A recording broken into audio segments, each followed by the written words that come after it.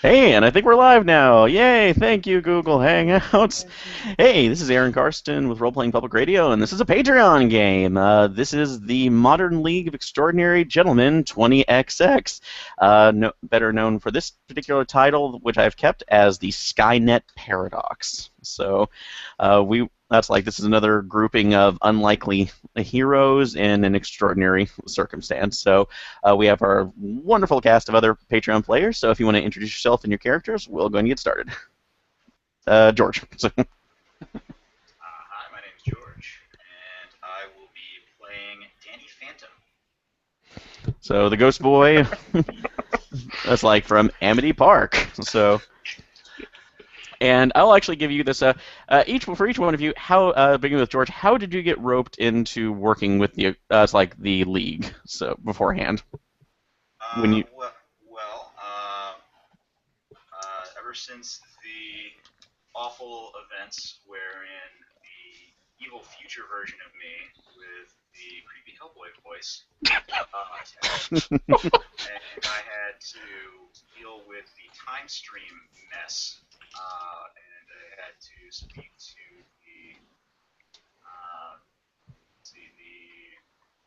his name, TikTok Time Master or something like that. Clockwork. There you go. Clockwork. Clockwork. Yep. Clockwork, the Master of Time. Ever since that event, where once I only dealt with problems in the Ghost Zone, I have sort of been on Clockwork's speed dial if something involving multiverse or temporal shenanigans have come up. So yeah, and actually he is the one who basically sends you a reference when you get a call to meet at a local. That's like to meet at a warehouse located on the docks in San Francisco. That's like registered to a QM. So only initials, none of the information. So, but you pretty much have your ways to get around there. So either through the Ghost Zone or hijacking one of your parents' maybe safe experimental vehicles. You don't know. So, but in any case, you have that on there. All right. We have next Greg. Who's your character? How'd you meet up with the League? Okay, I'm Greg. I am Kurt Wagner, aka Nightcrawler. I'm not Tom, so I'm not going to do a German accent. I got roped into this while Nightcrawler was with Excalibur and the Cross-Time Capers. He had to go all throughout the multiverse. So just eventually he came across the League of Extraordinary Gentlemen, and for his deeds on Earth 616, he got an invitation to join the League. So he did. So, all right. So yeah, and you basically, after returning, it's like off from one of the other off-world adventures, specifically, Captain Britain had brought you a sealed envelope asking for your presence at the same warehouse on a certain day, which, luckily enough, gave you plenty of time to get over to the West Coast. So, get her set up for that. And finally, Joseph. I'm Joe. I'll be playing RoboCop. RoboCop was, as his Earth's first cybernetic police officer, was, of course, in the eye of the League of Extraordinary Gentlemen. And after the events of RoboCop 3, which I will not cover, they decided he was familiar with enough insane weirdness to make a full member. So that's my explanation. So violent enough, but obvious enough in this case. Yeah. So, which takes in there. True. It's like after at least cleaning up the slums of Detroit, two enough satisfactory ones, but also realizing that you were somewhat unique in a cyborg that was able to overcome its inherent programming. Right. So, which was it was unique for yourself. You were given another invitation over onto the West Coast, specifically from from only initials QM to a off warehouse. Sensing this might have been a trap, you decided to go ahead and take off. I guess in your flight harness. Was that RoboCop 3? So, yes. Okay, so. The movie remembers you, so you go cross country on that. But you managed to go in time. I will actually say that everybody actually at least of each other by name specifically, and that all the events of this have happened on your Earth. So you were all together in this particular one. So it seems that your Earth, for some reason, has a plethora of adventurers and villains. It's never really struck you as odd, but you just know that's there. But going forward, it is midnight on the Fisherman's Wharf over in San Francisco. So you find a particular warehouse, which I will say you go ahead and find a little bit odd, just because of the fact that the warehouse itself seems to be that's like basically a circuit manufacturer. Which, being on the docks, maybe it's like there may have been a storage warehouse, but why is there a Silicon Valley startup on the fishing docks for some reason? So, which seems a little bit odd for the reasons. But you go up to the door and you see that there is a scanner that is right off the side of it. It doesn't appear to be a card scanner, but RoboCop. So you end up scanning it, and you do see that it is keyed over specifically to the invitations that you received. So, and if you I will announce such. Yep. So it seems to be keyed for our invitations. So Very well. you go ahead and scan that in. It seems to electronic eye palms out, gives you a full overscan, and immediately recognizes you as an officer with the Central City PD, or Century City PD. Analyzes it and opens the door for you. So you have been given the entry. The other ones come over immediately.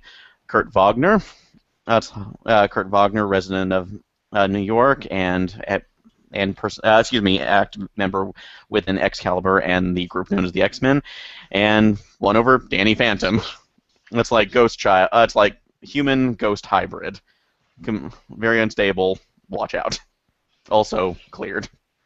So, but the door opens, and you see in the middle of this warehouse, there appears to be a lone figure standing at a low-lit desk, working over something with a soldering iron.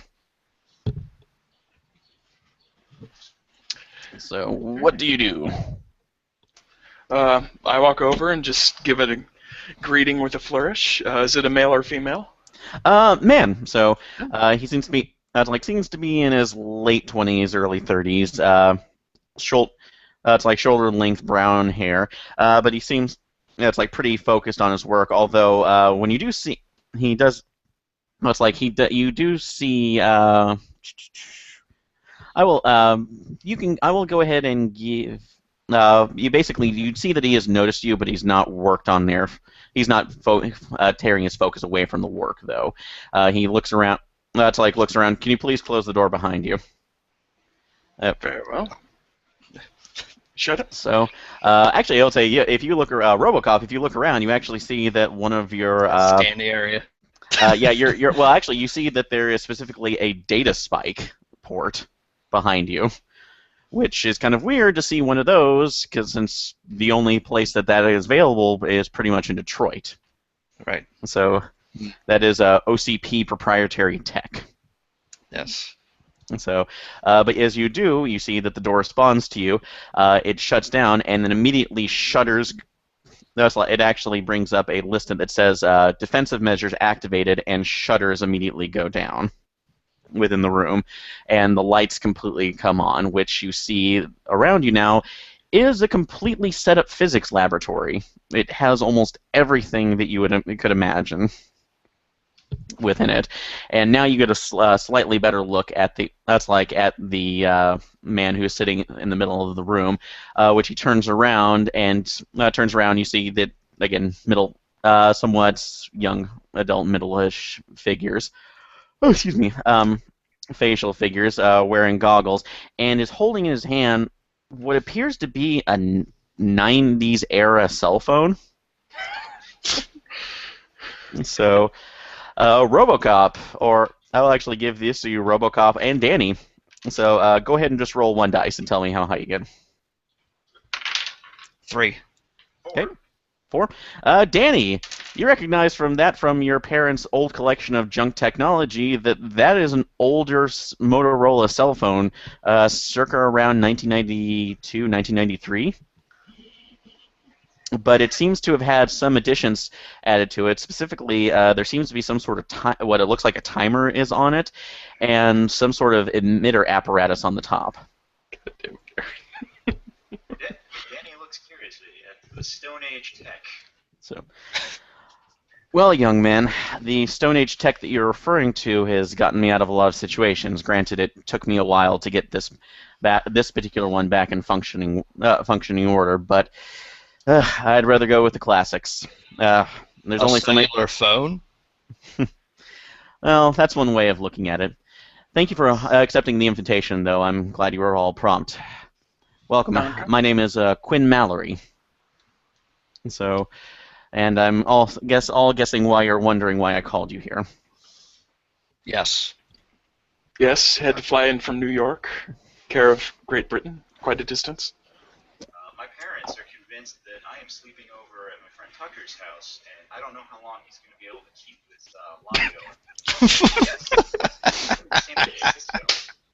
It's not easy for me to get here. Well, if I'm quite certain, Mr. Fenton, you already have a robotic doppelganger that you are pretty much using for any of these issues. So I don't think that will be part of the problem for you. So, and for Mr. Wagner, but also I understand, but that was not why I brought you here. It's the same way for you, Mr. Wagner, and Wagner. You two are somewhat unique in the fact that your abilities allow you not only to transcend time, space-time, but dimensional barriers as well. Yes, the professor tried to suss out the specifics of my powers, but I just know I can move within space. So, which is something that at least makes you generally unique to the problems that we're facing, as well you, Mr. Fenton, because we are pretty much your abilities are unique in the fact that it allows you to move through different timelines as well. Although this has been a minor phenomenon, from what I understand. It was the one time, yeah. But tell me, at least from what your experiences, what are your understandings with multiversal theory? I have quite the experience with that. Me and my friends in Excalibur did quite a few transversals across different realities while we tried to make it back to this one. So, and what was one of the experiences that you had from from that? Would you say you ended up encountering versions of yourself slightly different due to certain decisions? It is. There was one very disturbing world where the Nazis won, and I faced a Nazi version of myself. It was quite chilling. Unfortunately, the Nazi versions of ourselves usually take precedent over the other. I don't know why that is. So. But larger events in the timeline produce larger effects, so to speak. But I know that for you, apparently, Mr. Fenton, you experienced the issue of a doppelganger as well, correct? Yeah, I saw a future me that didn't go Nazi. Wasn't a Nazi, but just went evil. Real evil. Which is absolutely correct. These different timelines that you have experienced or dimensions are very intertwined. It's something that I've had to learn through my travels, specifically with this, and he holds up the cell phone. You also travel? Yes, and many of my other friends. Friends, or at least people that I knew, and knew along my journeys. Almost 2 decades ago, I discovered the secret through interdimensional travel, or at least what I thought was full interdimensional travel. What I actually was doing was making jumps between potential timelines. The grander view of my particular Earth, where all of the choices that we had made, infinitely small ones to the massive ones, affected affected the minutia of the worlds. That's like on every single level. In some instances, we came across worlds that were ruled by communism. Other ones in which humans were no longer dominant species, and Cro-Magnon man managed to ascend to the levels of those levels that we had. But this was only a minor portion of the travels.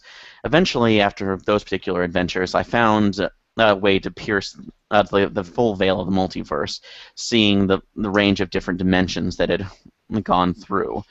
And I've been doing that ever since.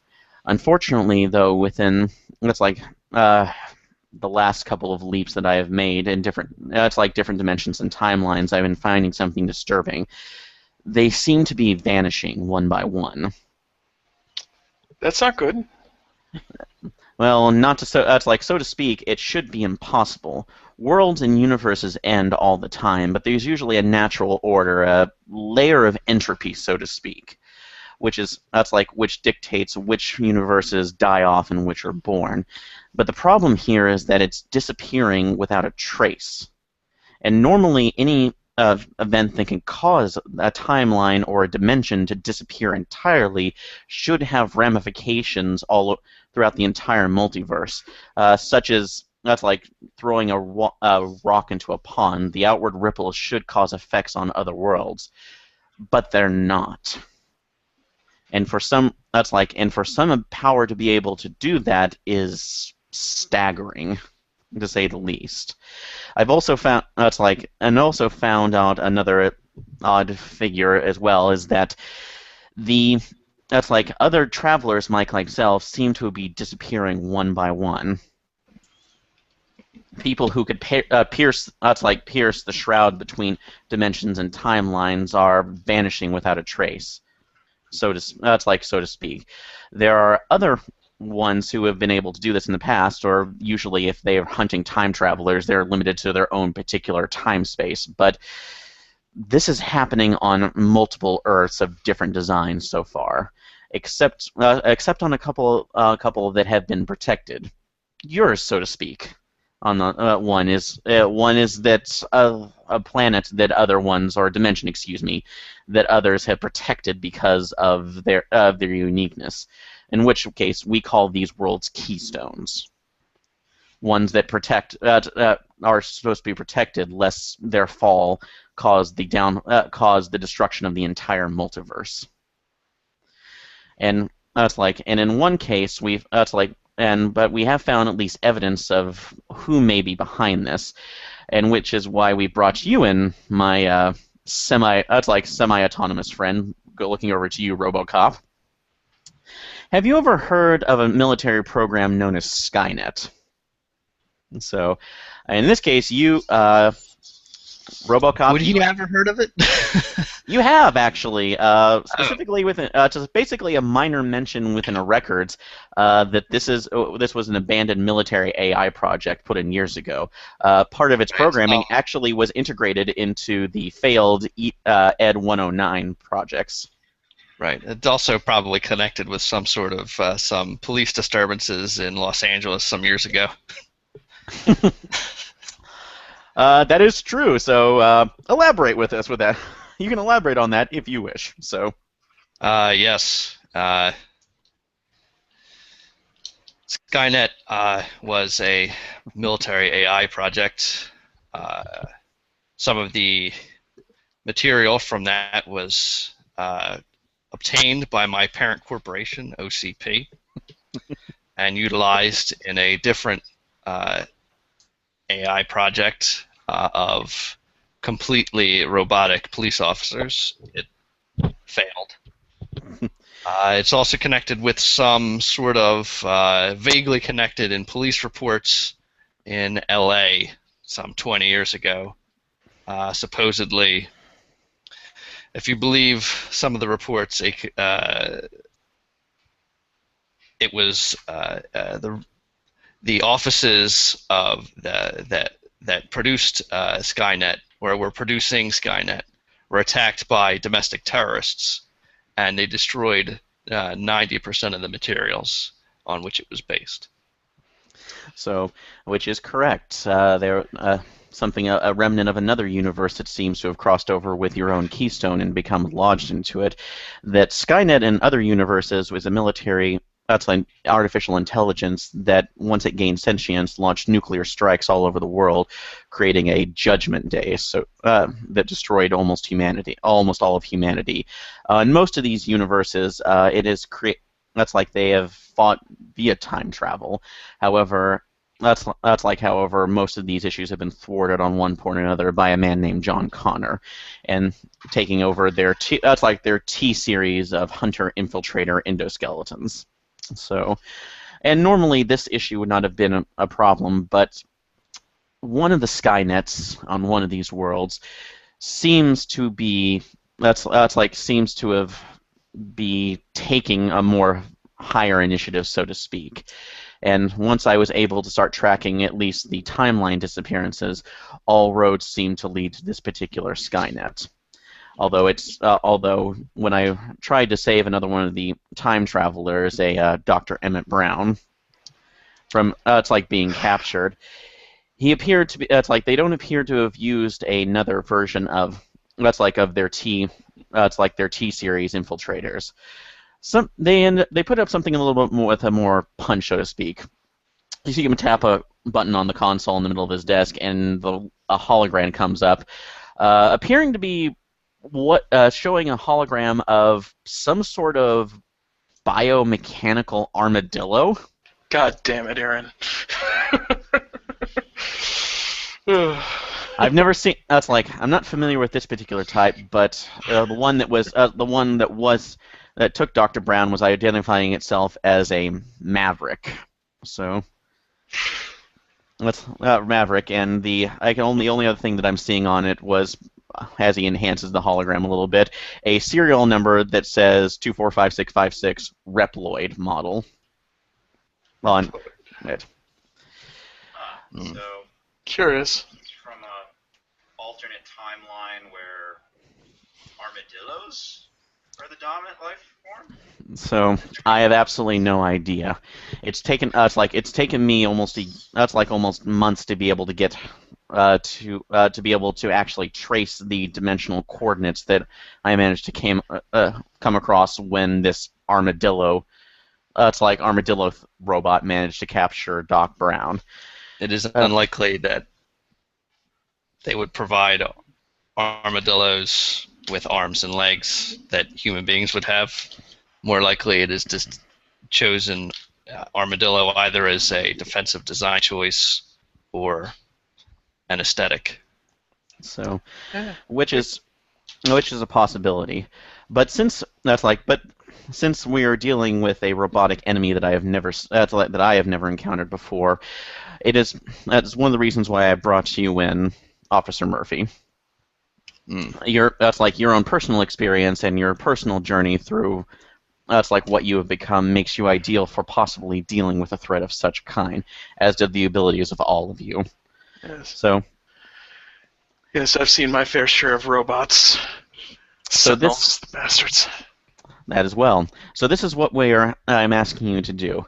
I've finally been able to find a way to breach the barriers around this Skynet's world, but I need to figure out why they are taking time travelers, and to see why it is seems to be related to the disappearances of the other timelines. I would send you in with a larger team, but unfortunately, as I've learned in the past, the more energy that you put into a particular, what I termed sliding device, basically increases the risk of a destabilization. I can bring you back with a smaller strike team, but if I were to pull a larger one in with more energy, I risk basically sending you without a way back through the various worlds of the multiverse. And I assume most of you would like to get home. Yes. Considering me and Herr Fenton are more stealth fighters, is this just a reconnaissance mission, or are we to destroy the targets?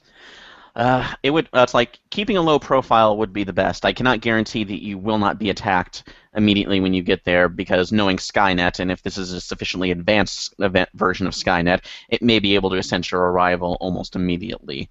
However, you do have a chance of slipping by, since you specifically, even though you do have experience, you were specifically not time travelers.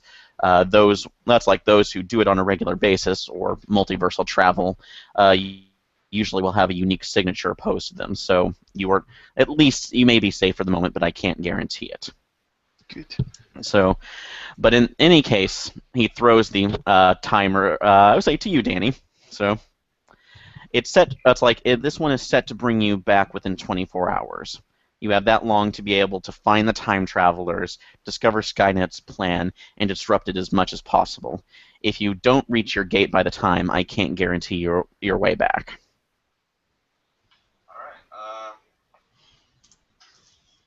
All right then. So, good luck to you all. So, I wish you the best. So, and you see him walk out. It's like as you're walking out the door, you see all the shutters go back up immediately as the defenses are rolling back in. This facility will also lock down for the next 24 hours and bring you back here. You shouldn't have to worry about any other attacks from your villains, and your families will be looked after. So, before you go, there is one name that I can give you that, despite the fact that I wish he's not the person that will be the cause of this, he may be the lead that can at least start you off where you need to be. Search for a Maximilian Arturo when you get there. Maximilian Arturo. Okay. All right. Good luck. Good luck, everybody. And he walks out the door. So, but you have the timer device. You see that it is actually set specifically for 24 hours and has a string of code on there, which you assume is the Skynet's dimensional coordinates. All right. So, all right. So,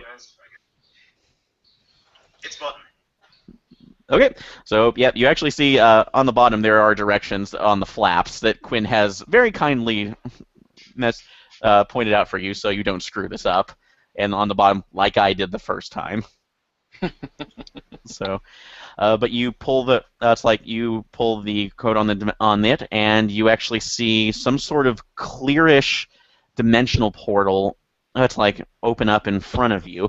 It's very different from what you've actually seen. Danny, you think it looks a little bit like a Ghost Zone portal, but just instead of a greenish, it seems to be absorbing all colors into a kaleidoscope effect. So, but you see that there is but you can jump in and see where it leads you. All right. Sounds good. All right. Yes. So, you go through. I will say, everybody here, you immediately pull in, and you realize that you can't really control how you're free falling. It just feels like you're almost in a wind tunnel effect where it's tossing you around.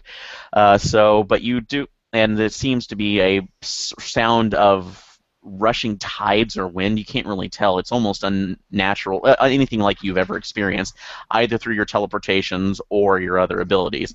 RoboCop, I guess you don't. Unfortunately, you're just kind of tumbling through everything. Yeah. Your Impact crater when we land. Yeah, your accelerometers. But you do see. Yeah, I will say, since Danny, you were the first one in. Go ahead. Let's see. We can just do one dice on this since it's not a big issue. Go ahead and roll to see how you land. 3. It was a slightly rough landing, so you're pretty much not on that bad of a one. Nightcrawler, how do you land? 3. You're okay. RoboCop. All right. I guess I should roll. What am I rolling against here? Anything? Just one dice. So this is one dice to see how that. 6. 6. Oh, not good. No. My face. Yeah, unfortunately, RoboCop, you immediately face plant into the ground. So, boom. You immediately. That's like you thought. Danny and Kurt, you pretty much came pretty quietly and found that you arrived in a more or less cleanish that's like cleanish alleyway, but that's like you're seeing that there are bright neon lights beyond it. RoboCop, you just come up with a thwang. You hear cats immediately scatter everywhere. A car alarm ends up going off because of you. But as you see that, That's right. but as you see that, you look around and yeah, as you pick yourself up, the portal immediately closes behind you. I will say, and this will be the last one. Everybody, this is a vote. Give me odd or even. Even. Even. Sure. Okay, so. All right, so. All right, you look around and you do see that there is a figure standing at the end of the. That's like a figure that seems to be standing at the end of the alleyway that has noticed you all. Okay. And looks to be about 6'1". You can't really tell because of the neon lights in the background. But it is seems to be some similar guy wearing a vest and a bow tie and dress pants. Looks around. What are you doing out there, butthead? What? Fast? Nothing. Unrecognized response. Repeating question. What are you doing out there, butthead? Oh no. We're walking here. We're walking here. Oh, We are proceeding to our destination. So, citizens outside. That's like citizens outside of normal casino rules. Escort back in for progress. This way, moron. Oh. And immediately turns around and points a hand out, not threatening, but leading you back out onto the street. I don't think we need to be in the casino Yeah, I don't area, so sure. Yes. Right. Guys. I don't think we want to fight right now. No, let's not do that. So, Of course, will Danny be able to go in because he is... a minor? Yes. You don't know yet. You only heard about the casino, and you're seeing lights somewhere. So, if my idea is correct, I don't think the owner of this particular casino will care about that. so, Probably not. but you do set the street. So, do you wander out onto the street at the behest of your interesting maitre d'? Sure. Yeah. Okay. Yeah. You walk by him. I will say, well, who's going first? I will look behind to see if we need to get a jack or a crane to get RoboCop back to his feet. But Nah, not, he's got it. He's got it. then yeah, I'll just head out. I guess. He's not quite on the turtle one, so Yeah. I'd say RoboCop should probably take the rear. okay. Yeah, I think that makes sense. Okay, but Danny, as you're passing by, the figure comes into light. You see some. You realize that this man that you were seeing initially is is now very different from the whole silhouette. It looks like some sort of metallic. A metallic skeleton that somebody has put a vest and tie and pants over, and gloves. But the face is a little bit different though. Instead of what would appear like some sort of like a rictus of a metallic skull, it seems to have a faceplate over it with just blank black eyes and a slit that now that it is seeing you immediately lights up as it's talking. You should. No, it's like guests should remain on the strip. Enjoy your time in the casino, and it lights up as it's blue. Now going into more robotic tones. As you're all walking by, it immediately looks over and don't catch me in this place again, butthead. In a very, very different voice, and starts moving on. And so, as you have now walked in, you see sort of an odd cacophony of different things. As you look into the sky, it is almost completely obscured by what you can assume as brightly colored drones of some speak that have silver flecks and seem to be casting spotlights along the ground, but they are also throwing up holographic advertisements of multiple different things. That's advertisements of different services, of computers, shopping, whatnot. But the big one is a massive, looks like an airplane drone that is advertising Tannen's. It's like Tannen's Wonderland Of course. Casino. Of course. Figured. Can I zoom in on any of them with enhanced I guess, telescopic vision and see if they're armed particularly? I will actually say yes. Go ahead and roll on Serve the Public Trust. Oh, all right. I will go with cybernetic police officer, but okay. That will actually go. Since you're doing this, I will go ahead and give you that one. How are you specifically scanning this? RoboCop is just going to zoom up with his magnification and try and assess threats. All right. So, I will say that is at least 3. So you can roll 3 on that. 3 dice. 80s RoboCop. You can't just run plates by looking at people, can he? Yeah, well, I don't think they'll be in my database. I get 2 4s and a 1. 2 4s and 1. Okay, that's all underneath that. That's you immediately get on there. Yes, all of these drones, despite the fact of being very colorful and bright, you see are loaded to the gills with plasma guns, explosive launchers, high voltage tasers for the smaller ones that are almost on street level. These seem to be as much advertisement as it is pacification. The drones are heavily armed. Excellent. So, you see it on there as well. But I will say, but yeah, this is just the tip of the iceberg because all the other buildings around you as you've come up, it looks to you to be some sort of weird mishmash of a dystopian Vegas / New York because everything is in bright neon colors, but there are skyscrapers all around you. It obscures the majority of the obscures the majority of the skyline, so you can't really see that. But otherwise, that's what's appearing from it. And on the street, you see that there are people of people of every shape, size. That's like walk of life and species, so to speak. You're seeing alien species all around, basically moving in just a huge miasma of species, so to speak, just people wandering the streets. It is now that you are kind of gathering in, it's almost wall to wall as they're moving through. Between the drones and the spotlights and the neon, is there any place that has any darkness to it, or is everything completely lit up? The alleyways that you saw are pretty much that way. Let's see. Because I was hoping to get some high ground to kind of get more of a scope of the land by teleporting up. You can go ahead and give that. You can actually go ahead and give that a try. So, okay. I will say that.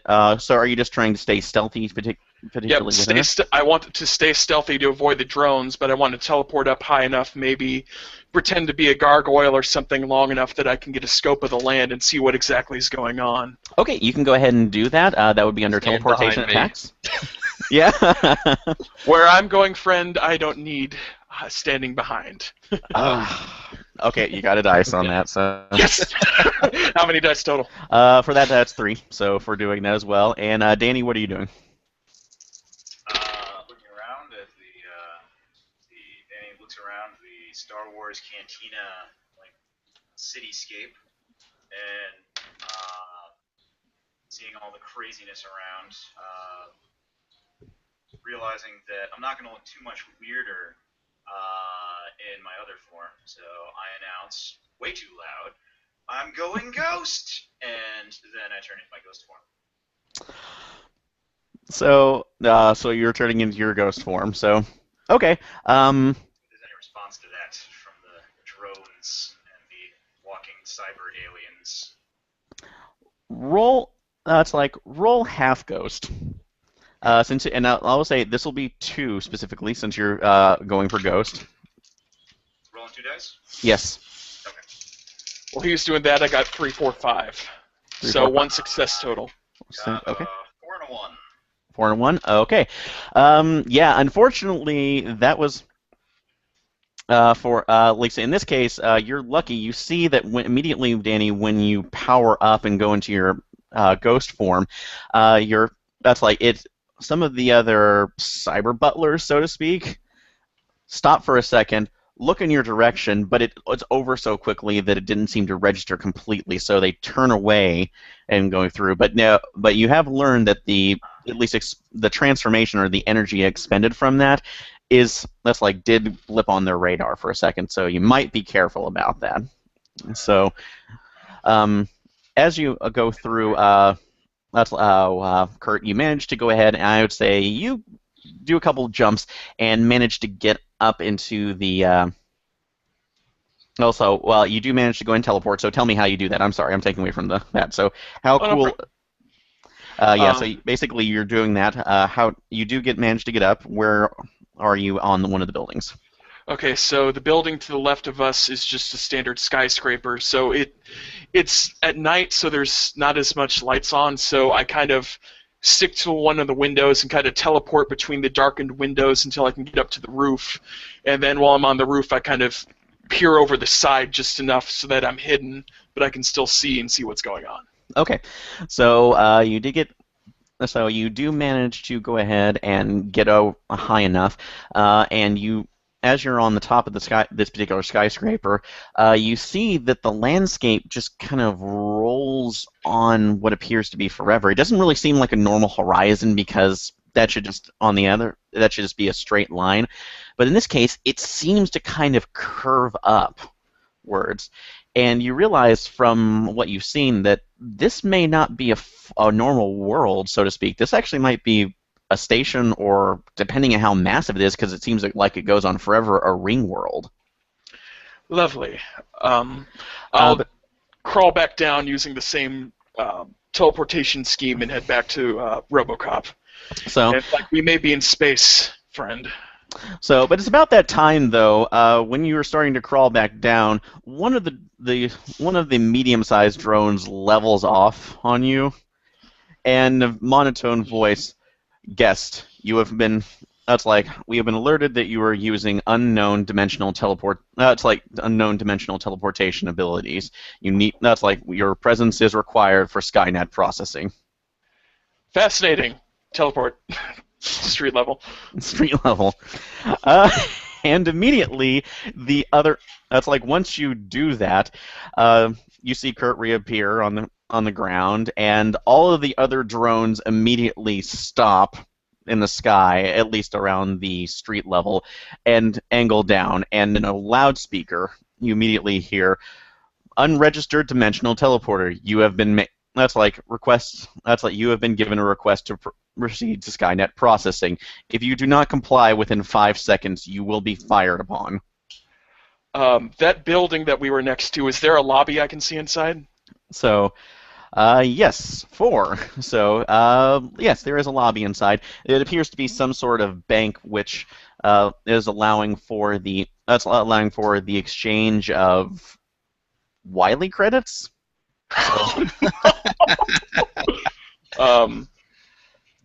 So, which is a little bit odd. So, but it also apparently you see that there's a big advertisement that says that these are completely compatible with all other currency and are usable within Tannen's Wonderland. Okay.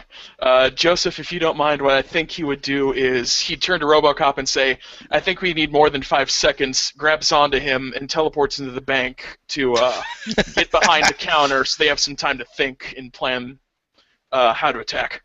So yes. You're grabbing RoboCop and teleporting? 3. 3? Yeah, so you're teleporting now, correct? Yes. So, all right. So, this will be teleportation attacks. So, okay. To take RoboCop along, Danny, what are you doing? Looking up at the drones, looking back at Kurt, and seeing it's like, and as he's going to grab RoboCop, I realize we're gonna get shot at. Yes. So, take to air. Just go to fly up to engage them and let off 2 ghost blasts at the nearest ones. Not Oh, like we're you're starting in first. full combat. Oh, again. no. No. They're gonna shoot at us. They're gonna shoot at us. It's gonna Yeah. happen. Okay, so we're gonna pull this one off. So, all right, you'll be doing that, and RoboCop, are you doing any? My first question is, do you have any information as to whether plasma affects ghostly material? Mm. Oh, that is unfortunate. Well, So- I guess I will draw a gun. Okay, so I got 356, so I'm guessing I'm not teleporting with RoboCop. okay, so we'll see about this. So yeah, go ahead and everybody roll what you're doing. So you guys will be going first. All right, I'm gonna, once I know that Danny Phantom is gonna start firing on the other drones, then RoboCop will start targeting the biggest weapon systems on each drone and taking them out. So one after the other. Okay. Target, lock, fire. Target, lock, fire. Target, lock, fire. Target lock fire. Okay, so yeah, all right, that'll be good. Are you using Are you using the Auto 9 for this? Yeah, Auto 9 for that. Okay, so that'll be from your description. That'll be 3 dice. So for this one, and George, what is your description for the attack? My description was look sidelong at Kurt, see him go for the grab, jump up into the air flying amongst the drones, and blast the 2 nearest drones. So, how many dice is that? I'll say that's actually 4, since you're kind of you're going for that, so that would be a 4. All right, go ahead and roll that, and then we'll resolve.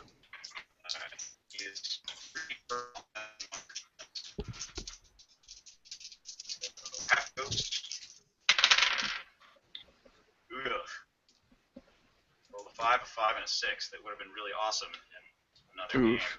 game. Okay, Yeah. And So- for defense, I rolled a 3, so I got one success for the defense anyway. 1 success. Okay, so that's fine, and that's like you can go ahead and do that. All right, we'll resolve at the first one. Kurt, you try to go ahead and grab RoboCop, and unfortunately, the travel through the vortex kind of screwed up your your equilibrium when you were for at least trying to teleport 2 people at once. Makes sense. So you managed to basically miss the grasp as RoboCop, not knowing what you were doing initially, was moving around. And you teleport behind the bank desk. The tellers in there, which appear to be appear to be for some reason a Wookiee and a Vulcan. Totally Samurai Jack world. Yeah. Yeah. that Immediately should be our goal. immediately pull up their hands. One other roaring, the other one saying, "You." That's like the Wily. That's like, we don't want any trouble. I didn't want it either. I'm trying to protect myself from the drones. It would be logical to resist. So you'll be able to react to that in a second. Okay. Danny, you managed to go ahead and throw, and you actually hit one of the drones as it's going down. So, but the others immediately will go ahead and attack you. Will attack you. That's why attack back with their own 3. Immediately seeing this, resistance detected from unknown ectoplasmic energy source. Reevaluating technology. It's like reconfiguring to deal with. So one will take a fire at you while the other 2 are firing, and they got 2 hits. So they will take 1 off. Since you didn't do anything for defense this turn, they will take 1 chi off of you. So, and just to let you know, you can split your dice pools. Right. For attack and defense. So next time you declare, if you want to be able to have a defense on the next turn, let me know how you're splitting it up. So. Okay. I did. I got one success on defense and no successes on attack. Okay. So. All right. So that'll be your first one that'll be for the next one. So. Yes, I got 'cause- one, you got 2 hits. Yeah, since the first one you were doing, the first one when you did that attack, didn't leave you with any defense this time, so you'll be able to dictate that the next time. Gotcha. Okay. So yeah, no problem. So So yeah, just make sure that if you want to go full defense on that next time, feel free for that. They knocked you back with at least one taser while you see that they're reconfiguring for something else. So, all right, and RoboCop. So, All right, I have not rolled yet, so I will roll now. okay. And you're using the Auto 9, correct? Right. 333. 333. All right. So you managed to Danny, you managed to get tased, but you do see that the other 3 drones that were specifically attacking you have now been nailed by RoboCop. So how does that happen, RoboCop? Well, he just zooms up, locks in, fires a burst, turns, fires a burst. Meanwhile, I assume he would probably target the plasma gun, since that's the most dangerous. So there's plasma is evaporating into the air as he hits each gun.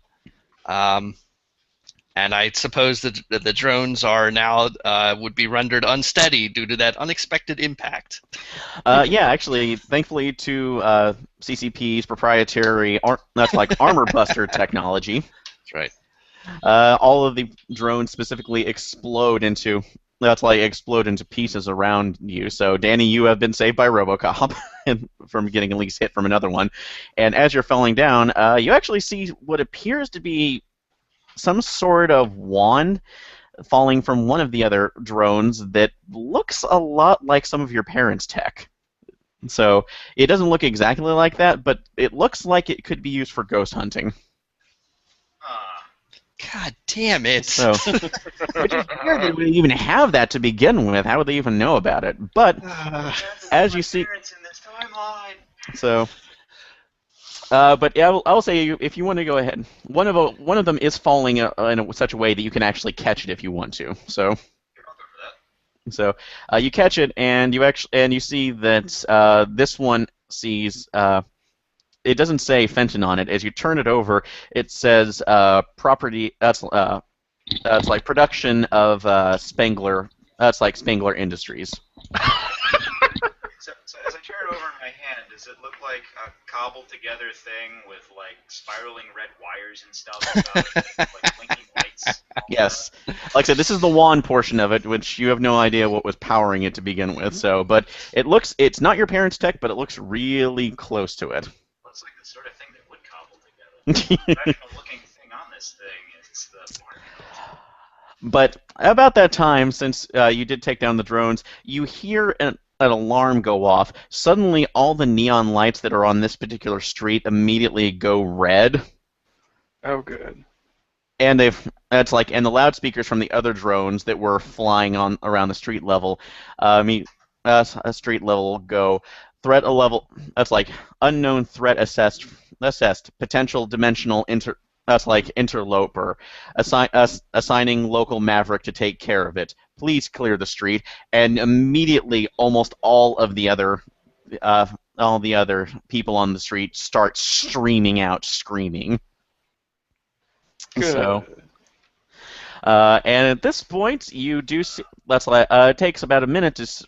As it's clearing out, but you see that there seems to be some sort of purple blur that's coming towards you. Can we retreat into the bank?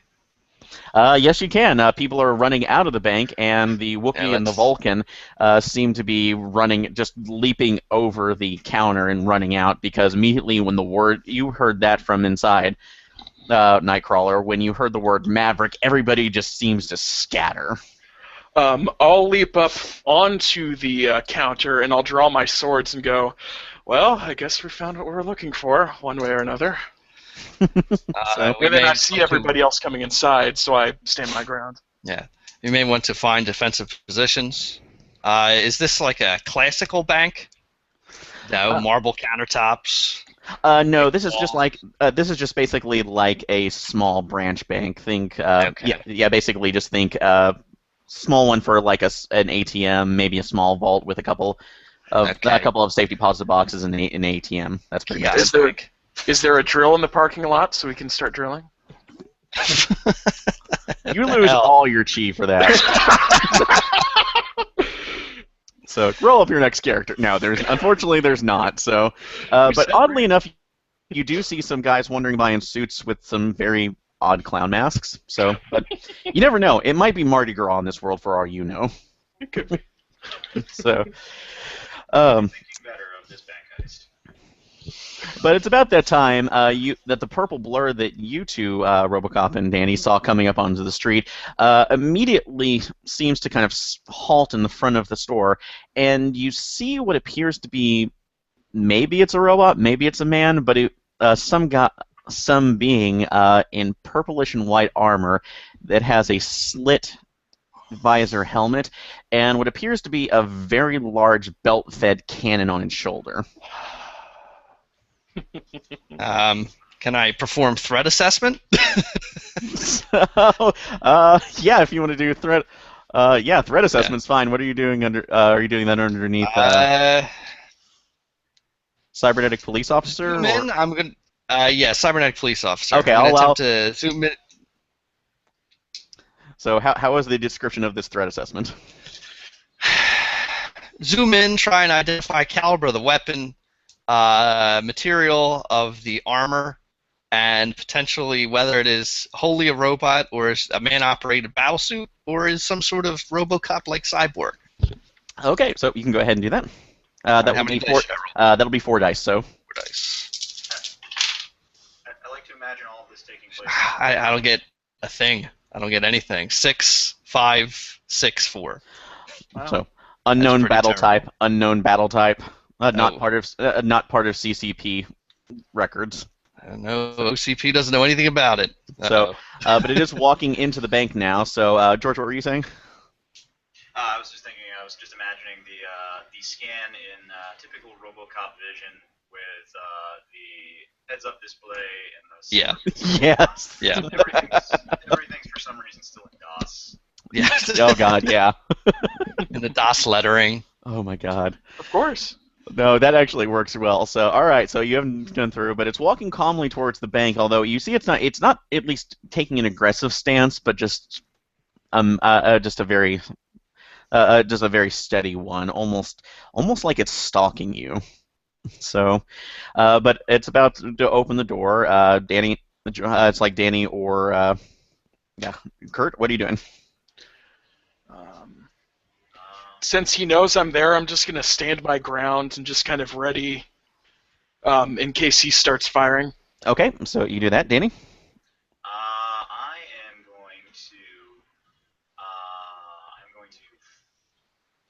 take to the air again and see how he reacts to Kurt. He's not attacking yet, but I want to see what he says, if this is a arrest or what. So, in the air and guarded. Okay, so you'll go ahead and do that. It opens the door very calmly, stands over. You see that as it's standing there, its shoulder cannon seems to be tracking you. Tracking me From- up in the air. Yeah, from angle to angle on there. It starts scanning around, and in just a very cold voice looks at you, Danny. Unknown ectoplasmic hybrid type. Scanning for residual dimensional energies. Ectoplasmic energies interfering with scan. Unknown variable. Goes down to you, Kurt. Scanning. That's like scanning for dimensional variances. Note. That's like teleportation. Short-range teleportation. That's like short-range teleportation. Scanning original. That's like scanning for original source. Unknown threat. That's like threat assess moderate. Goes over to you, RoboCop. Integrated cybernetic unit. Threat level assessment moderate. What are you doing here? Are you a maverick? So, looks. It kind of cocks its head for a second. You should. That's like if you're already here, you should know. That's like no, I'm already a maverick and him to be feared. Feared. Do you really think that Light and Arturo's plans will work by calling for other help? Skynet has this locked down completely. You only have two choices now. You either accompany me back to the Skynet's labs in order to undergo full testing for your assessment so Skynet can track down your home dimensions, or you will be destroyed. I don't like those options. So I can think of a third option, and say we start dancing. okay, so you do say that though, correct? I can think of a third option and starts teleporting in a random pattern so that it has trouble tracking me. Okay, so you're going to try to confuse the sensors, so to give an advantage for it. All right, that will do that. Oh, and also in the chat, yeah, here we go. This is what you're facing at the moment. I think I already know what we're facing. Yep, that's him, all right. That's the thing. Okay, so you're beginning on combat for this one. So Okay. he will be off there. So you'll go ahead and start on teleportation. Danny and RoboCop, what are you doing? With hearing the declaration that he is definitely a bad guy and not a future cop, feeling a lot better about this. Going to fly around in circles at breakneck speed to see how fast the cannon can track, and launch a few blasts to throw him off balance and set him up for Kurt to stab him. Okay, cool. So that'll work. So you're both basically trying to set him off guard for that, which you can take out at that. So go ahead. You can go ahead and roll that once we do it. And RoboCop. Targeting reticle over the eye slit, assuming that's where the visual apparatus is located. Over the over the chain that seems to be arching over his head, and try and sever it from the cannon. Okay. While attempting to back away into a defensible corner. Okay, so you'll go ahead and do that. It will. So he will be. So everybody can go ahead and roll their dice. Okay. I'm going to assume auto 9 for this one. Yeah. And I would How say many that dice? Everybody, for all your descriptions, gets 4. All right. Okay, I will I'm use doing- 1 for defense. Okay. As am I. Okay. Likewise. Ooh, nice.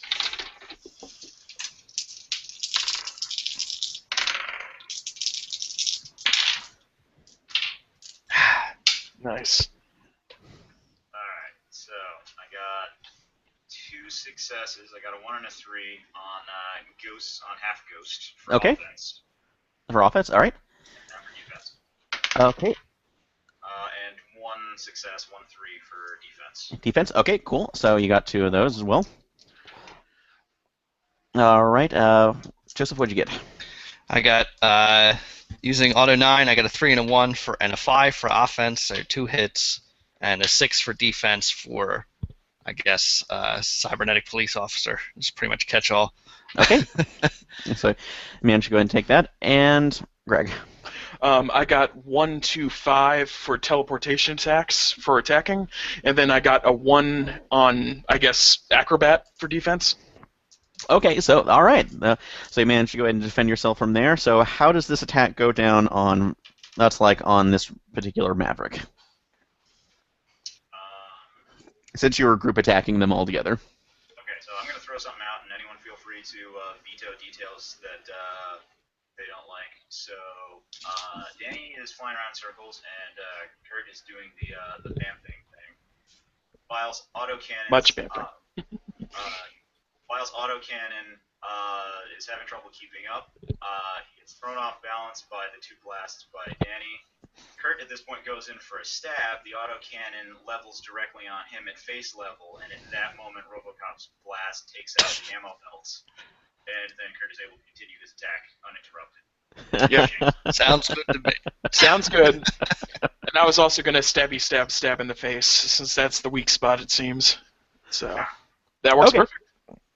All right. So with the full that's like with the full combined attack, you do manage to go ahead and knock. That's like knock off one of his chi. So Good. for that's like since you're doing a group group distract and attacked on that. As he's going through, he did manage to go ahead and get off a shot using multi-vector targeting. So each of you that's like he tries to focus on each one of you, but since you did roll your defense die on your Yang, you managed to go ahead and block or evade those Nice. as he's going through. He reels back. That's reels back a second.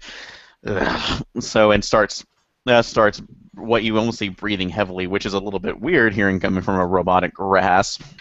That's Yep. like rasp again. Ugh, stupid organics. This is why your universes are dying. Your universes are dying. Can't you see we're trying to save you?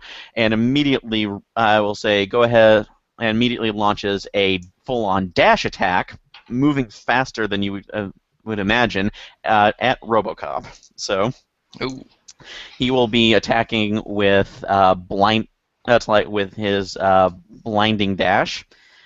So streaming towards you. So he will get 3 on that attack. So That's bad. but he is going in going full offense though. So he will not. That's like so. If you do get a hit on him with your defense, you will be able to go ahead and do some blowback. All right, and it is your lucky because that is at Billy's at a 4 and he rolled 5s. So Nice. Boy. so he is blinding by you, RoboCop. What do you do? I think RoboCop, as he's going past, RoboCop's not the most agile guy, as we all know. So well, he did But, miss you by a mile. So he did 'cause miss, rolled- so I I rolled think- like shit. So I think he's going to try and reach out and grab him about the headpiece, about the helmet piece, and I guess utilize the data jack as a melee weapon by stabbing into the side of the head. oh. Yeah. Okay, and what are you which ability are you using under Cybernetic Police Officer? Yeah, that'd be cybernetic police officer. Okay, you get 4 for that because you're using the Cyberjack stab.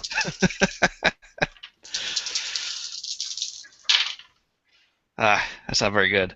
A 4, a 6, and 2 1s. I get 2 1s though. 2 1s. All right, that's enough. That is enough to knock off another one. So that's like he is actually staggered. You see that you managed to go ahead and sever what appears to be some sort of alternate port on his back, which is sending him into slight spasms. He's taking a minute to reconfigure, so you'll get another shot on him. I would say this has led up to. That's like this has actually put him in a position where Danny and Kurt can coup de grace him if you have. That's like if you have the dice for that one. So what are you guys doing? Since he's focusing on RoboCop, what I think Nightcrawler is going to do is he's going to start running, do a teleport to the side of Vile, and grab onto his arm, teleport again to try to rip off his arm. Okay, so you're going to go ahead and do that? Yep. And Danny, what are you doing? I am going to. Danny is going to fly directly at the ground at the last minute. He is going to turn into his insubstantial ghost form, disappear into the ground, and a half second later come out of the ground right behind Vile and two-hand blast right to the back while he's reeling from the RoboCop stab. Okay, so, and he will not, that's like, since we will go ahead and do that, so you will go ahead and get your attacks on him. So go ahead and roll in 3 dice each. So 3? Yes. And these are completely offense on me. Yes. Same here. Okay. 1, 2, 4. Wow. Nice. 4, 4, 2. Nice. Okay, so that completely set, and we'll wipe out his last 2. How does Vile go down? Probably Danny starts, I finish, maybe. Yeah. So coming up from them. So yeah, you managed to go ahead and just completely decimate him as Kurt, you're pulling his arms off. That's off to the side, and Danny kind of comes in with an alternate blast that just punctures him completely. And as you're doing that, you just see him kind of strike a pose going down on his knees as all of his systems are immediately shutting down, and his tracking cannon goes limp. Nice. So you manage to take this, but as you do this though, you do see outside that there are there are the street drones that are still marking things as well, and you hear another voice over the PM, the PA saying, that's like initial Maverick deployment. That's like failure. Reploid unit vial offline, bringing in reinforcements. So, and you can just hear there seems to be alarms going off everywhere else on the street. So, you were just going through. Let's see. Everybody else roll 1 dice and tell me what you get. Who gets the highest? I got a 1. Okay. It's not me. I got 2. 5. 5? All right. So, 5. You managed to. That's like you're actually seeing. That's like seeing a light on a console behind the cashier, behind the banker's, the teller's window go off going off in a rhythmic fashion. And so, and what appears to be, when you're looking at the lights as you kind of wander over, it appears to be Morse code. Can I decipher it? RoboCop. Yeah, I'm a RoboCop. Yeah. So, yep, Do I you know actually Morse know that. code? So, it just simply states, you. That's like making too much of a show. That's like making too much of a show. You need. That's like you need to get out of there. Follow these. That's like jack in and follow these coordinates. All right, I will jack in. And you see that there is a port that looks like it can accommodate your data jack. Your data jack as well. So, all right, and suddenly you are flooded with that's like memories of. But it appears to be another Maverick drone that was going down into what appears to be another section of the city that is more kind of like a little more down. A little more down than the casino level that you seem to be on for some reason. It's about 2 blocks away. So if you can outrun the Mavericks that are obviously coming from there, it seems to be leading you into a subway tunnel. That's like subway tunnel, and it says other instructions will be given once you receive there. So, all right, let's do it. All right. Before that, RoboCop, do you have any storage space in your body, I guess? Very little. Could you hold the arm? Quinn might want this. I can carry it. Toss the arm. Yeah. So you're taking I'm Vile's not arm. eager to insert possible foreign AI tech into my superstructure. So let's see. RoboCop, go ahead and roll. That's like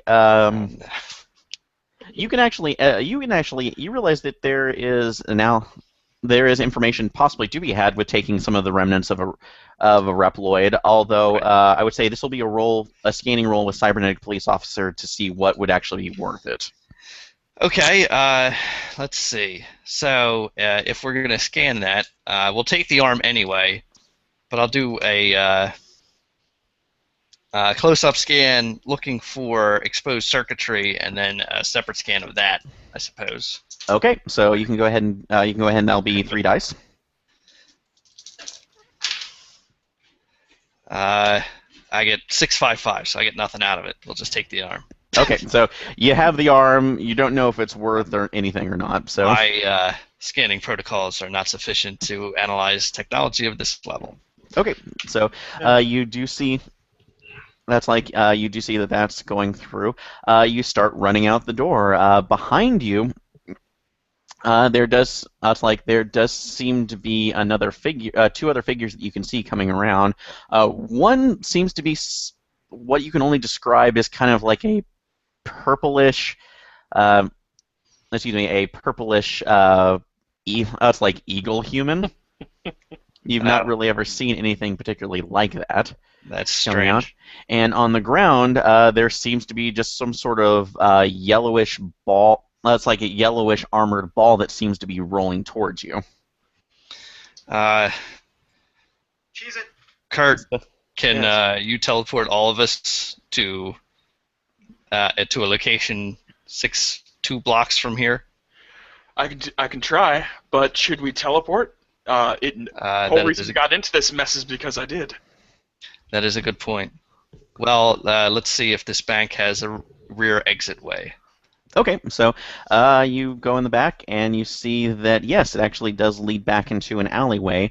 that is not not that's like occupied. The only thing that seems to be back here is it's like another one of those. That's like one of those server robots, but it seems to be ignoring you or it's offline. All right, let's just march right past it. Run for it. Yeah. So, all right. So this will be trying to get away from it. Are you going to try to teleport, or are you just going to hoof it? I don't know, because they're all over the sky, right? Drones? The drones are kind of blanketing in this particular area, although in the alleyway you can't see it. You see that basically where they were at, it was like on the main thoroughfare, Right. is where they were out there listing through. So you're probably sure they're around, but you can't see any at the moment where you're at. It might be better to teleport, because then that's instantaneous. It'll be harder for them to track. So yeah, maybe we should try to teleport. Teleport halfway. No, halfway, full way. All right. Okay, so all right, this will be on you, Kurt. I will say to get everybody successfully, that'll be under teleportation attacks. Okay. And it's been thoroughly described, so I'm going to say you have a 4 on that to go with 4? it. Yes. That's good. Okay. Roll that beautiful blue footage, and 1, 2, 5, 6. And say, all right, so it's 2 on there. It's pretty straining to pull 2 people. That's like both Danny and RoboCop through there, because the next time that you go through, it almost feels like you're teleporting through soup. As the best description you can. It just, for some reason, you don't really feel it on yourself, but it's when at least here, when anytime you're trying to pull somebody through, it feels like it's more of a weight on you. And so it may be part of the place that's on here, but you do manage to get it barely through, and you do find yourself at the entrance of what appears to be that's like a maglev subway that's leading down into the street, but your teleportation immediately sets off, and you see tons of other species around, just running everywhere. So, and we run down. Yeah, running through. So, you get down there, and you see that there is that's on there. It's actually a full-on maglev subway. It's kind of a tube set up where you're going. That's like where it seems to be closed up in a clear tube, and then shoots it off using a mass driver instead of just the normal projection on here. You get down to the turnstile, and you turn around and see that in the window there seems to be a actually, going back to the Star Wars one, a Mon Cal that's sitting behind there, just kind of staring at you. That's like offhand as it just ducks, realizing, oh God, there's something wrong with this. But as he ducks down, you actually see that the turnstile, there's a display specifically for when people would put through change or passes. It's starting to blink in that same Morse code pattern. Okay. As you're going through. So RoboCop, you can read off of that. Right. What do we get? You need to get into the underground. The maglev. That's like the maglev. There's a maglev 2 stations down that can bring you here. It needs to be reconfigured.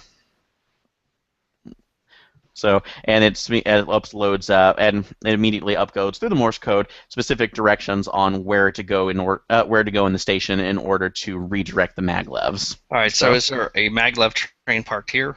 There is not right now. It needs to be brought back into the station. Although you see that there is across from where the toll booth is, there appears to be stairs leading down into a control area for this particular station.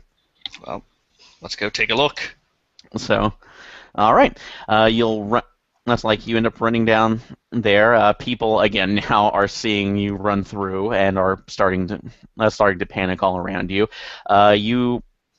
See more of the drones here, although they're looking a little bit different. I would say, Danny, you can go ahead and make. Let's see. I'll give you a high school kid on this one. So, just to basically noticing the differences between weird stuff here. Okay. Let's see. So ghosting, trying to surreptitiously de-ghost. Danny runs following folks and is just looking around trying to take in all the weirdness, and his crazy teenage brain is cycling it through all he knows, which is pop culture shows. So what looks familiar, and how many dice do I get for that? So I would actually. Oh, that would be a full 4. So Oh, 4, okay. yeah.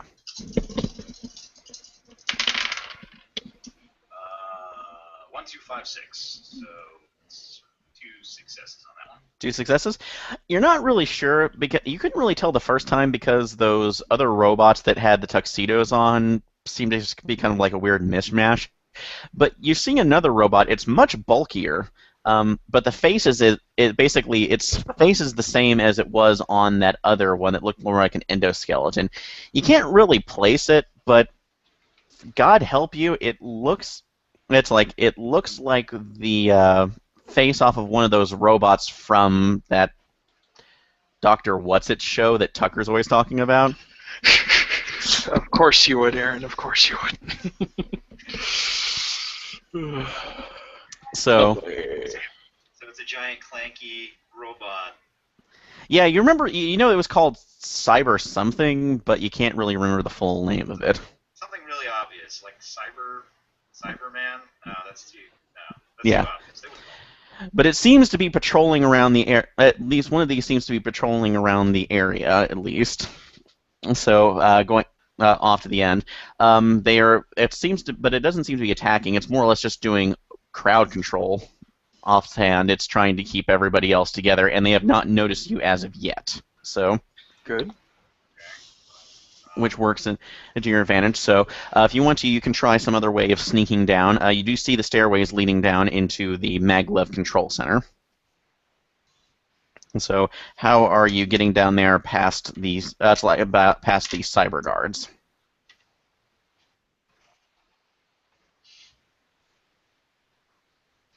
Dan,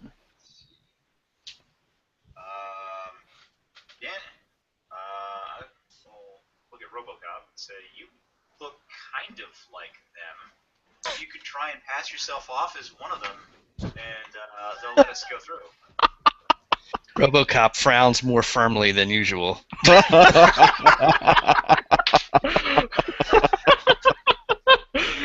is oblivious. As a teenage boy, it's the only thing that I can see is your mouth.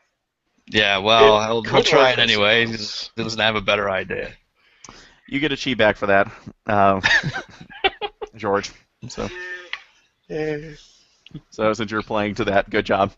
Yeah, you're being annoying off of that, but you do really. But yeah, you do have. That is a possible option. So you can go ahead and try. You can go ahead and try to see if they will let you by. I guess I will. So all right. So you step up. One of the other Cybermen who's guarding the entrance down into the control center looks over. Unauthorized. That's unauthorized visitor. Please step back onto the platform.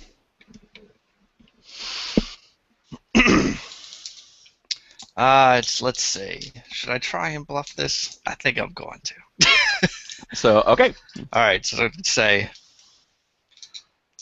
I am a.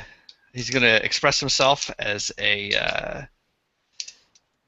I'm an officer from an outlying district. I wish to aid in the protection of citizens from rogue threats. Please allow me to assist. Okay. That will be 3 on cybernetic police officer. Right. I get a 6, a 5, and a 1. Thank God for that 1. All right. So it stalled for a second and immediately goes. At least hands you over. OCB. That's like OCB District Officer Alex Murphy.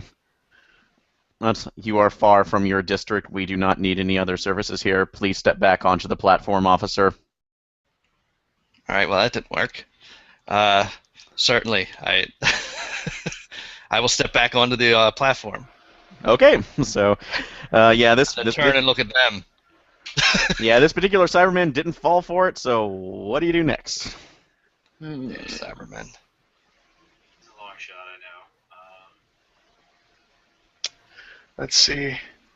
We can make a distraction of some sort. That's Have them true. focus on one person.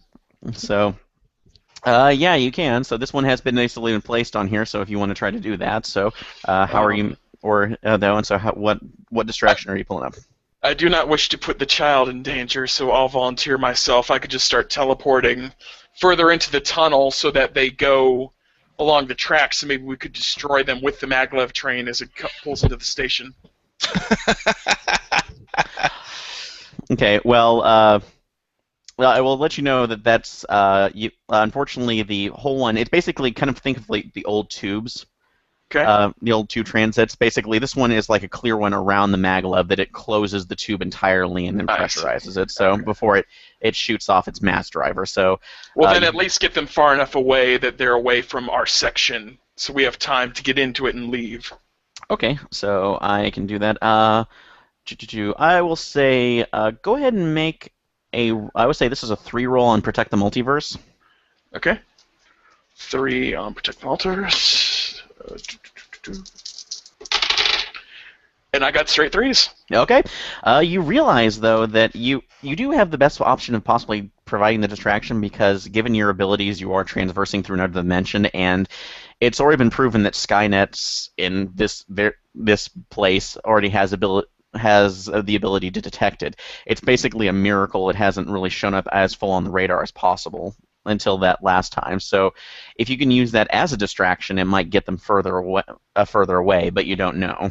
Okay. So I look over to the cyber people, and I just stick my tongue out and go like, nah, you can't catch me, fools, and just teleport like maybe 200 feet to the left, so that way they notice where I am and they follow me. okay, so that'll be 4 on teleportation attacks. 4 on teleportation. 2s and 6s. 2, 2, 6, 6. Okay, that is enough. You did catch its attention, unregistered dimensional. That's a dimensional traveler.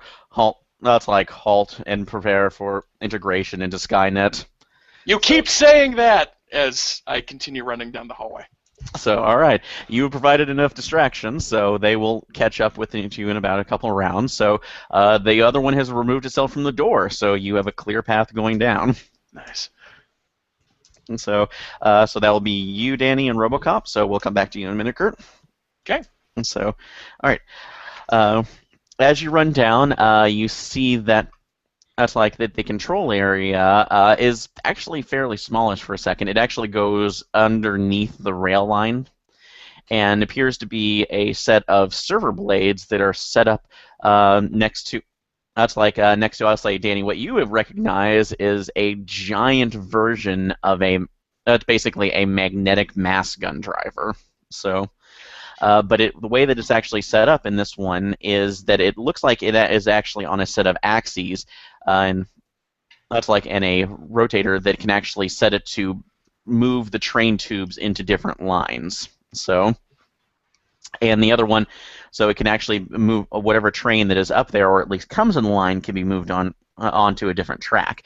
RoboCop, you have the coordinates of it, but it's basically getting it set up in a proper place where it can take you where it needs to go. So, because your mysterious benefactor has given you coordinates, it just needs to be reconfigured. So, well, let's get over there and reconfigure it. Okay. So everything else seems to have an OCP style data jack, so I guess I'll jack that and override it. Yeah, actually, you see that the funny thing is you didn't notice it before, but when you blow up your jack, you actually see that the ports that are scattered around here are always reconfigured. Seem to be reconfiguring from another database. When you pulled out your jack, it looked like it was just a USB-C one, but it seems to actually expand and reconfigure itself. So. This adaptive technology is making me upset. All right, so you can go ahead and plug into that. And you do see that there is information for that. However, as you try to access it, you run it. It immediately asks for a password. That's like for the local train maintenance. So, how are you dealing with that? Man.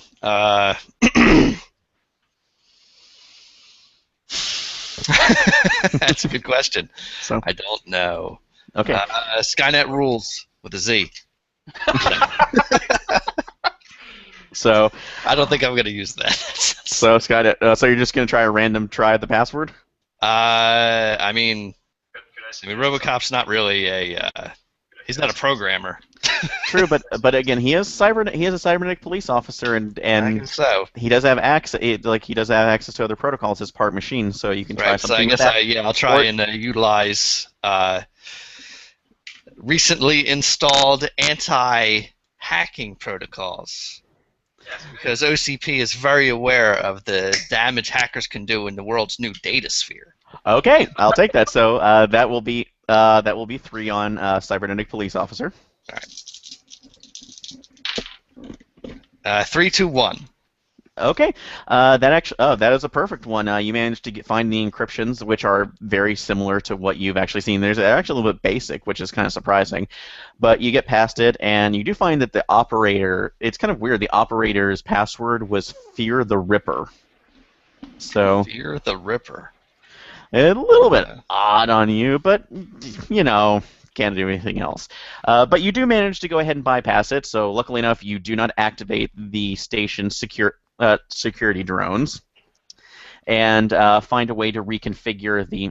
That's like reconfigure the train. So it will take you where you need to go, but it's going to take about 5 minutes to get there in order to board it. So you need to keep other things distracted at this point. Back up to Kurt. So you have managed to have lead the cyber units, which have actually gone up to 3 because they are taking all the guards from around the station, and are basically managing to track you. You're keeping them off hand through the for the dimensional teleporting. However, you don't know how long you can keep this up, and also it's since teleporting is tiring to you, but also there might be other issues with it as well. So what are you doing? So have I gone in a straight line, or have I zigzagged through corridors, or? That's up to you. So I will say that you basically have gone through. You're going through the station since you actually can't access the lines since those are closed off by the tubes. So, but you can go anywhere around the station where you want to, which is two. It's essentially a 2-level station going up 1 and down 1. So I think I'll keep teleporting up a level, so then they have to run up the stairs and then teleport back down. So they keep having to go back and forth because they don't have flight. Okay, so that is true. So yeah, they're having to take the stairs back up and forth. So go ahead. That'll be teleportation attack on 3. So On 3 dice. As classic 1, 4, 4. plays. Nice. all right, and what'd you get on that? 1, 4, and 4. 1, 4, and 4. Okay, you do manage to keep them off track enough. As you're doing that, you see that the line is starting to move, and you can hear one of the maglevs. Actually, there is a overhead map for travelers that shows the distance and the time for one. So you have about 4 minutes left to wait for your particular maglev to come up. But as you're keeping it through, you notice something is happening. That's happening every time that one of the other Cybermen is coming up. There were 4 initially wandering around trying to track you down. Now there's 3, and one of them is moving a little bit faster. Oh, good. So you can try to find a way to figure out what they're doing, or you can keep teleporting back to back. So that's your choice. Is there a really dark part of the station platforms? Yeah, I will say this will be. You can look for that. Yes, you do find one that's off air. To get in there, I'm going to say this is an acrobatic roll to make sure so you can flip up there and not be seen. Yep, and hide. How many? So this will be. Well, how are you describing it? Excuse me. Fair enough. Yeah. I try to find a spot so I can blend into the shadows and hide for a few minutes to see what's going on. So I look around, I look up to the upper corner, and I see that there's a dark spot. So I kind of do a run. I juke to the left to make it look like I'm going that way, but I teleport. So I teleport up to the corner. Okay, so that'll be 4. 4? Yep. 4 on 1, 2, 3, 5. 1, 2, 3, 5. All right. So so you do manage to get it up enough. It is pretty. It's like it is enough so you are sure, hopefully, that you're not being seen by normal eyes, or if these things have any kind of thermal cams, hopefully they will not see you at all. Fingers crossed. But you're hidden well enough where you see one of the it's like two of them coming up, and it seemed there's another thing you didn't really notice beforehand. When the other one disappeared, it's actually the third one that was coming up actually seemed a bit larger, and as you're going through, it seems that they're interlocking with each other Excellent. and becoming even bigger. And as it rounds the corner, it seems to have come into this larger one with different, what appears to be glowing energy points around it for its own power supply. And it says cyber. It's like cybersecurity. That's like enforcer fully upgraded. And at that point, all weapons start popping around it. You were hidden, but it is now at the door where the train will be the maglev train will be coming in the next 2 minutes. So 2 minutes, okay. You said it has a power core? it has multiple power cores all over its body. There seems to be 2 on its arm, 2 on its leg, and 1 on its chest. Okay. So that's what you're seeing at this point. So, RoboCop, Danny, what are you doing? Well, can we see what Nightcrawler is doing from here? No, you are coming back up unless it's like you've gone up to do something else. So you were still down there, or if Danny was doing something else while you were accessing it. So No, I guess if we had set it up so that the train was coming, then we would have wanted to run down to where the train was going to show up. okay, Yeah. so which you'll go through. So all right, you can go up there. Let's see. And you'll be going up to the first platform, which is everybody else is, and as you're ascending, you do see from the train level the same combined Cybermen, Gestalt Cyberman, that's there, and it is scanning. It is seen to be scanning around for anybody else on the platform. You don't see Kurt, but it is moving your way. So how are you getting out of its scanning range? Um,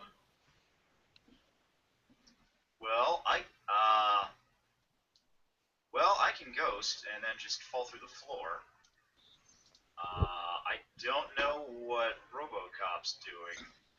So, and you can always help each other in this case too, because All right, so I guess I'm gonna try, inspired by Kurt, and thinking that hey, why not? This might work.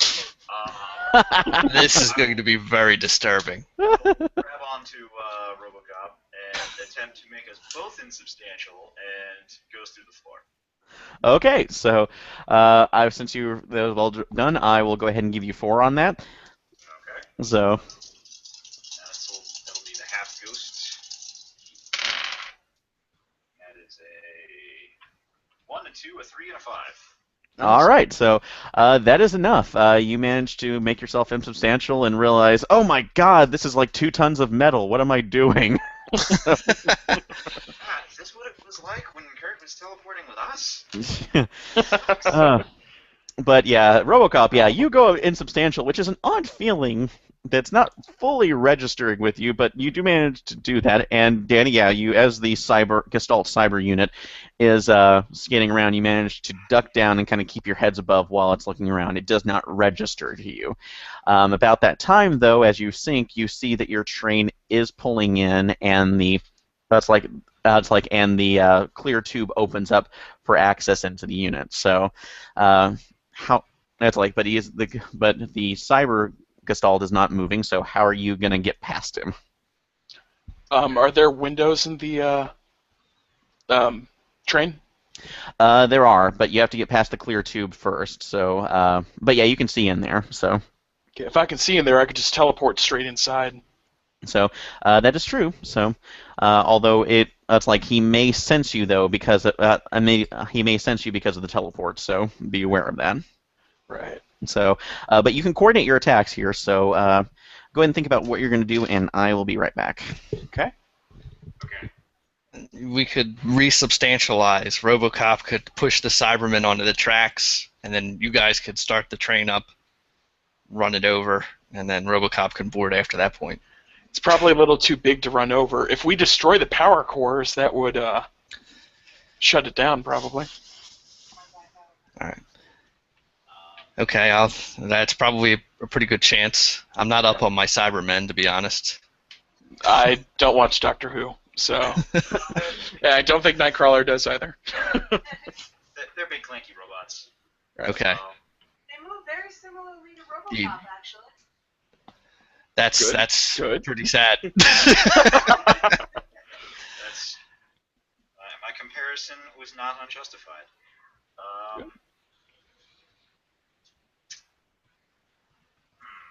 I could teleport them off or stab them with a sword, and then RoboCop could shoot him. Right. And Danny, I need to rewatch Danny Phantom on Hulu Plus.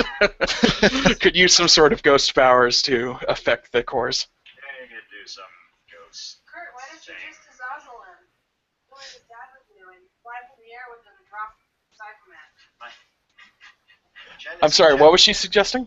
Jen is suggesting that you take a page from Azazel, your father, grab the thing, teleport 100 feet in the air, and then teleport back down by yourself to. Yeah. That might work.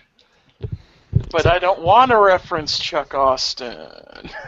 No, but that is a good idea. I could teleport like maybe a mile up and then teleport back. That's a thought. He has to be gone before he hits the ground. She also pointed out that I could try the ghost trick again of ghostly hands come out of the floor, grab the thing's ankles, and then ghost it, and then pull it halfway into the floor, and then resubstantialize it and see what happens.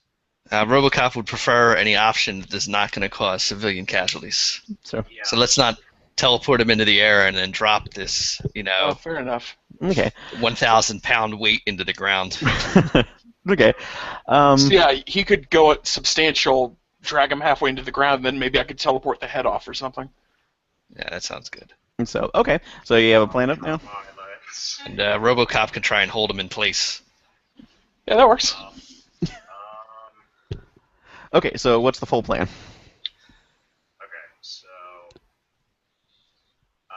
Okay, so once again, I'm just gonna say something off the top of my head. Anyone feel free to veto any details they don't like. Okay. Danny and RoboCop, when the thing's very visible, like laser fan scanner moves past, this is going to come back up out of the floor. Danny's going to immediately re-ghost, go back into the floor. His ghostly hands are going to come up out of the ground underneath the Cyberman bot, grab ankles, ghost the Cyberman bot, pull it down halfway, then resubstantialize it while it's like waist up to its waist in the floor. While RoboCop at that point holds its weapon arms at bay with his robotic strength. And Kurt shows up, grabs the thing's head, and teleports across the room holding onto the head. So okay. So Sounds like we described. Yeah. okay. So Sounds you have good, the full good. description. So all right. So I will say, since this has gone through and very well planned on this, you will all get 5 each for this. Nice. So Once again, if I'm hogging the descriptions, anyone feel free to. No, you described it that's exactly fine. as we said. no, this is perfect. So yeah, you. Oh yeah, buddy. 3 1s, a 4, and a 5. I'm just going full offense. Same here. Yeah. I will use full defense. That's what I'm trying to do. That makes sense, though. Okay, so far for Zany Ghost Powers, I got 3 hits, 2 3s and a 2. Okay. So you got that. You got the 3 hits on that. RoboCop, what did you get? For holding him in place, I got 4 hits, 2 1s, a 3, and a 2. Okay. So cool. And Kurt, what'd you get? For teleportation attacks, I got 3 1s, a 4, and a 5. So 4 successes. 4 successes. All right. Excellent. This plan ends up going off without a hitch. So For once. Nice. yeah, Dan, as you described it, absolutely. Danny manages to go underneath, turn the Cyberman insubstantial, so he immediately sinks waist high into the floor, fusing with it afterwards, which you realize is kind of horrifying if this thing weren't a full-on robot. So, Oh, man. so as far as you can tell, you can go. That's like, but you managed to do that. RoboCop, that's like run out, pin both of his arms back as Kurt comes back and gloriously decapitates it with both of his blades. And as it's going, that's like, and luckily enough, because you made all of a good enough roll on here, you managed to actually take it down before it seems to before it tries to take a burst transmission to its home base. Nice. So. You've managed to stop it going from here, but as you do, though, Danny, you did forget one thing about this whole, Doctor What or Doctor Who show, if this is even related to that type of Cybermen. As you go through, you see that the head basically the helmet pops up, and there's a human head in there. Oh. Oh yeah, those Cybermen were part biological. I'm just gonna lose a point of chi right there. You don't have to. I'm not making you. I'm just gonna. Kurt's not a killer. I think he's gonna lose one too and scream. As the TV7 rating in the corner. And Danny suffers an Goes up to existential crisis. 14. We're in Kirkman territory here, boys. So. He just screams, I thought they were robots! So. RoboCop is on. But it's about that.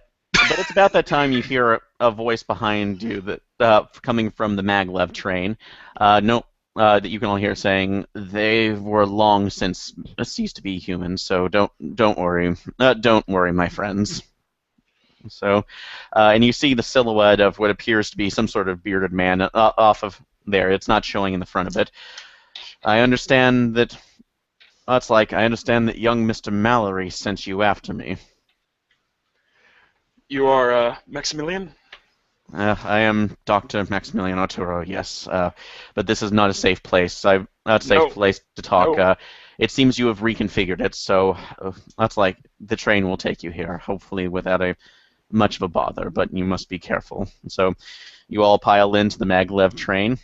It closes through, and you see that instead of going through one of the other 5 tracks, it seems to go in between one, and then another platform that was hidden seems to open up and angles you down.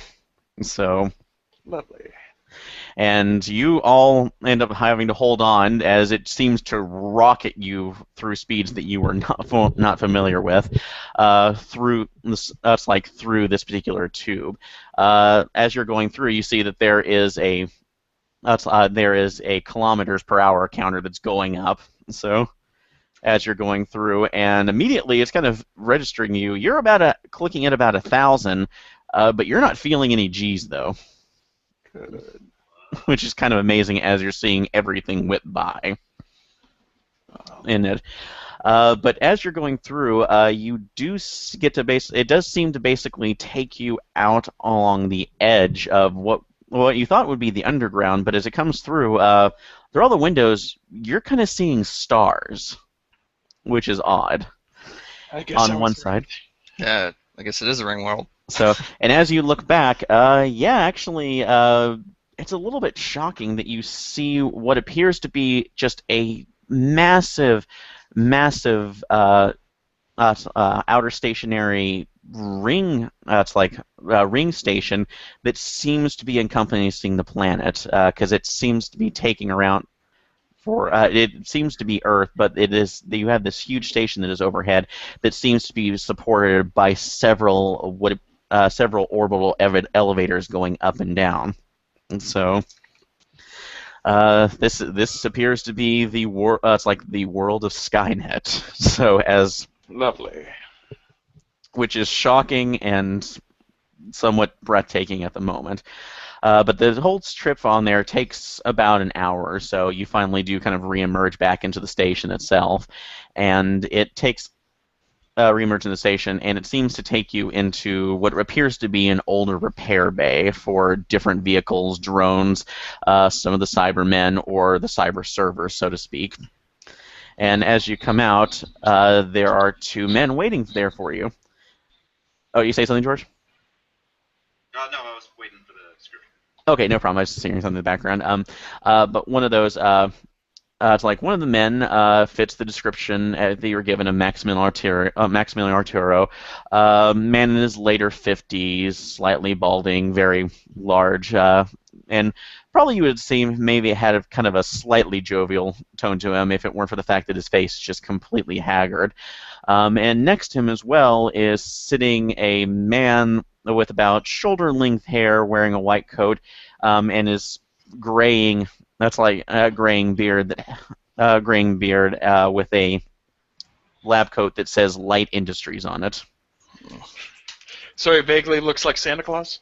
So, not so much. So, it appears it's like he has the white beard, but he appears to be really tired looking. So, but he brings you up, gentlemen. So, Or Arturo? yes, I'm glad you've made it safely down. I feared the worst when that's like Skynet's drones, and that's like drones tracked you down. It's impressive that you managed to actually take out one of the Maverick Reploids. I didn't think it was possible, or at I least take that harder in my world. So, yes, so to speak. Although, but at least all of us has taken. It appear to be part of the oppressed here. But in any case, I'm sure you're wondering what you're doing here, though. So, come over here. We have little provisions, but we may be able to at least regale you with the entire story. So, yeah. And he also points out, this is my colleague, Dr. Thomas Light. So, Pleasure. So he's something of our resident expert on the Reploids. So and helped us to make revisions to their programming that keeps us hidden. So, and I was about to question how you anticipated a successful revolt in an area as heavily surveilled as this. So that's a little bit of a trick up of our sleeve, but come on down. So he leads you down, and as you go through this repair bay, you see everybody's looking around. You actually see that there are what you can only describe as broken pieces of different tech from different worlds. You're actually seeing spaceships, high-energy weapons, scanning devices that you haven't seen. Like one of everything, basically just the ruins of it as well. But Danny, specifically, go ahead and roll 3 on High School Kid.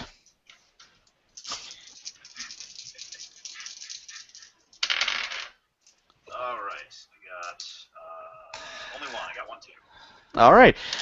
You only see one thing that's kind of outward on the mind. It's like your dad was. It's like your dad and mom are huge into all the stuff they had in the '80s. But one thing, your dad loved DeLoreans, and you're seeing what looks like a DeLorean off in the corner here, just completely wrecked. Although it has all sorts of stuff on the back that just doesn't look like the normal design, though. So my eyes just move right on past the downed X-wing in the corner, the Covenant Phantom wreck, and it's like, oh, but DeLorean. Oh man, I recognize that thing. So, TV. My parents loved that thing. So, it's about that. It's like, are you approaching the DeLorean? Sure. So, it's realized when at that point you see there's actually somebody sleeping in it. Is he wearing an orange vest? So, no, he's wearing a white coat, but he has like this wiry white hair, and he seems to have some sort of silvery visor over his face, but he hasn't noticed anybody.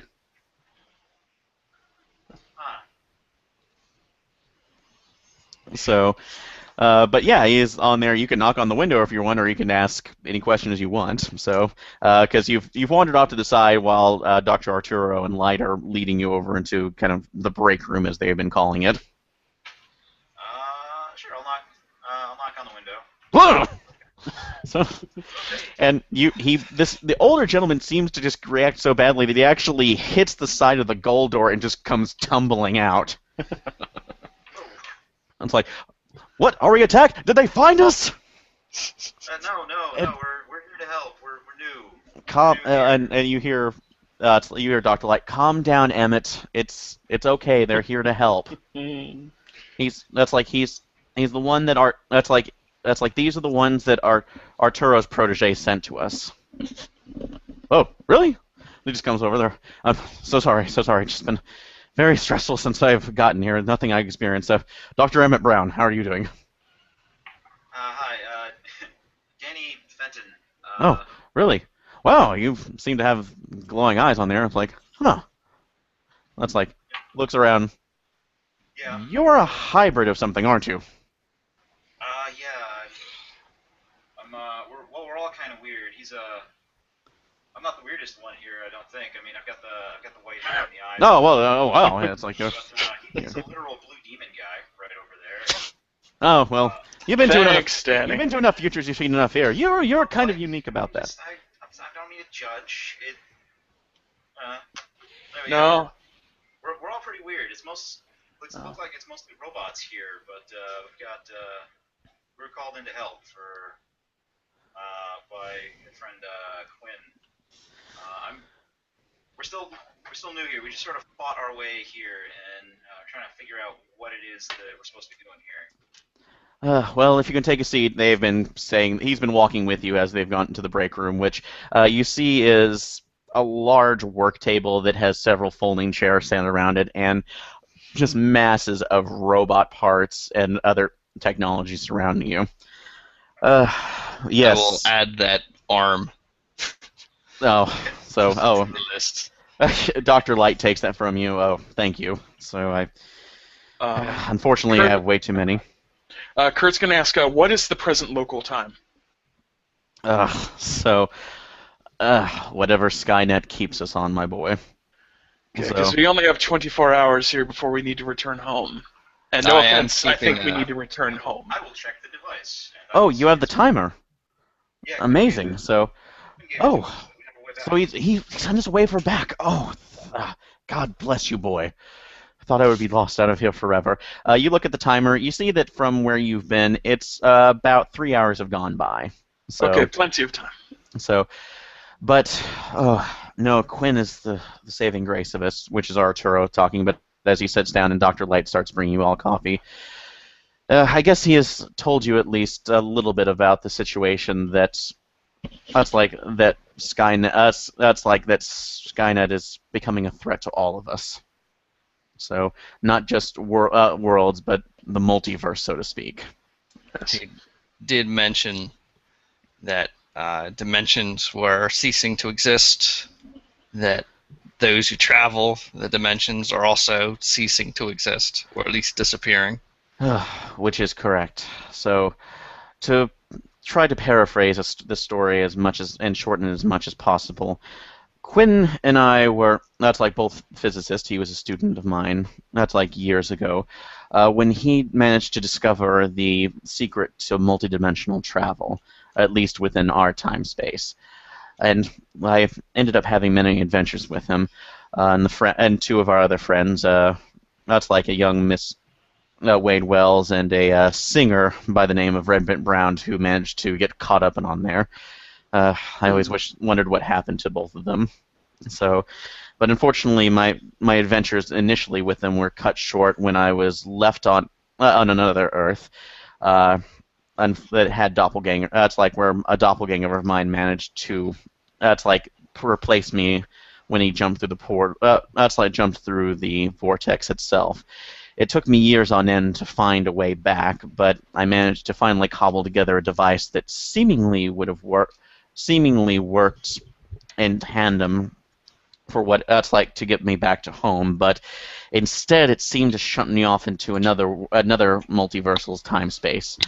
This is unfortunately it seemed to be the point of origin world for the artificial intelligence known as Skynet.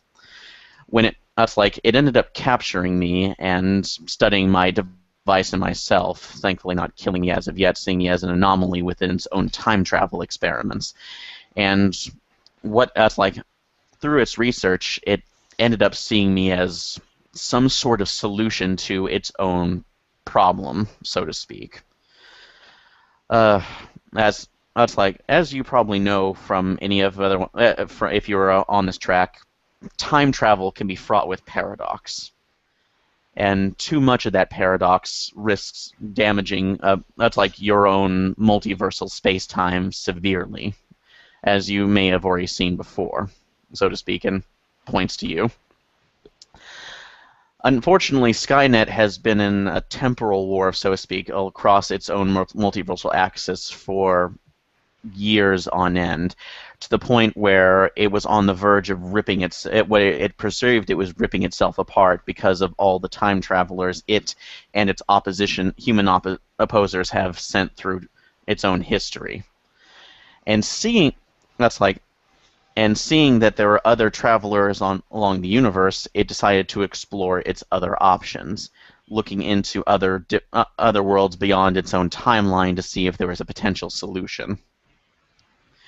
And that's like it seems to have at least found one, gaining a technology that was far advanced than anything it ever seen. You see. And it seems to be having a hard time kind of taking this. It's saying this next part, but Doc comes behind him. Between time travelers, there seems to be a myth of some sort that, despite the other how high they're time travelers, there used to be a collective of highly advanced time travelers who had mastered time and space completely. So the name seems to be lost, but it was theorized that there was at least one of them traveling about, and and of course any technology like that was highly sought. Well, Skynet, through its own investigations of the different multiverses, seemed to come across that the remnants of this one last great multiversal machine rested on a world called Transalore. And it seems to have managed to get a hold of this machine and integrate it into itself. And finding that it could travel across multiversal distances and breach full dimensional barriers, it found that the best solution to its own paradoxal problem was to rid Paradox from the multiverse itself. And by doing that, it used this technology to somehow integrate other realities into its own Earth, creating a off-patchwork world as it is. Lovely. So in turn, that is why all of the other universes are seemingly disappearing before their time. So as Skynet starts to basically integrate everything into it as well. I tried to stop it on my own end, but unfortunately it seemed to know what I was doing, and that began killing off all of my allies, or at least recruiting our enemies into its fold as well. Although that's why you see part of the Tannen Wonderland Casino as part of this, since it seemingly has abandoned its mission to kill all humans and is seeming to pacify them instead. So pacification first, killing later, perhaps. So it seems to have. It actually is and Light actually looks. No, it's abandoned that aspect of it. It seems, because any more killing on its end would essentially restart its paradox wars and leave it at square one where its original problem began, with other people going back in time. Rather pacify them. Pacify them. With a full force, a robotic force behind itself equal to its firepower, you don't have to worry about it. And unfortunately, since they found less success within their T-series of infiltrators, they managed to take a hold of an old Reploid experiment that I had meant for future generations and pervert it to its own means. So that's where the Mavericks come in, that are keeping the law here. I see. So we unfortunately cannot get past their defenses. In any way or form. They seem to be overall. Skynet seems to be run by a top entity. We can't determine if it's cybernetic or not, called Mr. Clever. So, and they took took it upon themselves to basically run the entire show. We can't get past any of their defenses, Reploid or otherwise, with what we have here. But we figured through contact with Quinn, if he could find others that could possibly traverse their normal defenses, we may be able to get through to Mr. Clever and shut them down for good, restoring all of the realities. Good. So, but it's a one shot on this. So we can't guarantee that if you get in there, you'll even come out alive. So. Yeah. But we do have other plans. We do have other ways to be able to get you in. So if you're up for it, we can do that. Otherwise, we can send you home. But it's only a matter of times, maybe a couple of years, maybe aeons before Skynet manages to absorb all realities into itself. This device, this artificial intelligence, must have weaknesses. Yes, it does. So we've actually we noticed that other lower robots can manage to get under its radar, which is one of the reasons why you were brought in, Officer Murphy. Mavericks are a product of Reploids succumbing to a baser desire, but they're still adhering to a certain amount of programming. You, on the other hand, seem to have overcome your programming, which is why you would be the perfect delivery system to possibly stop Mr. Clever as well, if he is fully cybernetic as well as you were. So, and given the fact that you, Mr. Fenton, and you, Mr. Wagner, are able to get around in other ways that other people can't, we may be able to storm Skynet's headquarters equally. So, if you. So that is what we have. We have we can send you on a transport up there that we've managed to rig with one of our own agents. But once you get in there, you would be on your own. That's fine. My world went through a similar thing. We had to destroy the thing in the past to save our future. This is exactly what we need to do now. Destroy Mr. Clever so we can save all the futures. So, all right. So, if you there should be a couple. We'll take you over there right now if you're feeling rested enough. So, well, what kind of intelligence do we have? So, pretty much the Skynet, Skynet's main base appears to be actually on Earth. So the transport that they have is set to take you through one of the orbital elevators and then through the wastelands, because as they explain, Earth is actually very decimated from the other wars. So this is one of the reasons why they built the ring station and have relegated most of the other sentient beings who are being folded into the reality into it. So, but the primary Skynet server is down there. However, Reploids are usually the only ones going in there on a regular basis, so you would be taking one of the transports down. However, they do have an agent that basically can guide you through there, who is a repurposed Reploid that Dr. Light has managed to take out due to a reversion of the Maverick virus. So, great. And we can do this in 21 hours. So, you will have a little time. The orbital elevator takes for it to get into position will take. And to transport you down will take at least 10 hours. So then we'd best get started. Okay. So you will go through. You end up going through there. Doc does give you one item each, though, since he is in being grateful for how you've been able to rescue him. It seems to be some sort of armband, but it says it will isolate your specific dimensional signature, so it will make you look like you were actually part of the original Skynet universe here. So you are pretty much set from here, although if they are damaged, though, any of the units down there will immediately see what you are, though. So, Dankeschön. All right, so they take you down over to the transport. You actually see that for all intents and purposes, this seems to be some sort of capsule that was set as a drop for different supplies. But That's like Skynet has seemingly repurposed that from an old Apollo era. That's like a capsule from the moon missions. So it will be enough for the 4 of you that are going in, which is including your pilot as well. But you're pretty much, it's going to be a rough drop through the orbital elevator getting down there. So we need to hurry. Let's Yep. go. all right, so they go ahead and get you strapped in. Dr. Light brings over his, it's like your pilot.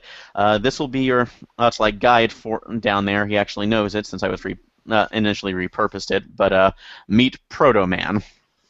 So, Guten and you Tag. see, and you see this gentleman who appears to be, that's like normal human size. He doesn't look like the other Reploids, but he appears to have a bike helmet on that has all sorts of wire going out, and across his back he seems to have what appears to be an integrated chain gun that can link into his arm. So that's like nods at each of you.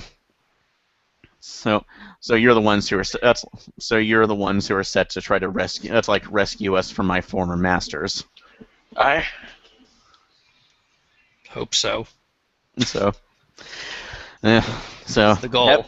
Haven't really fully trusted organics before, but I guess we have no other choice at this time. So you're the best we got.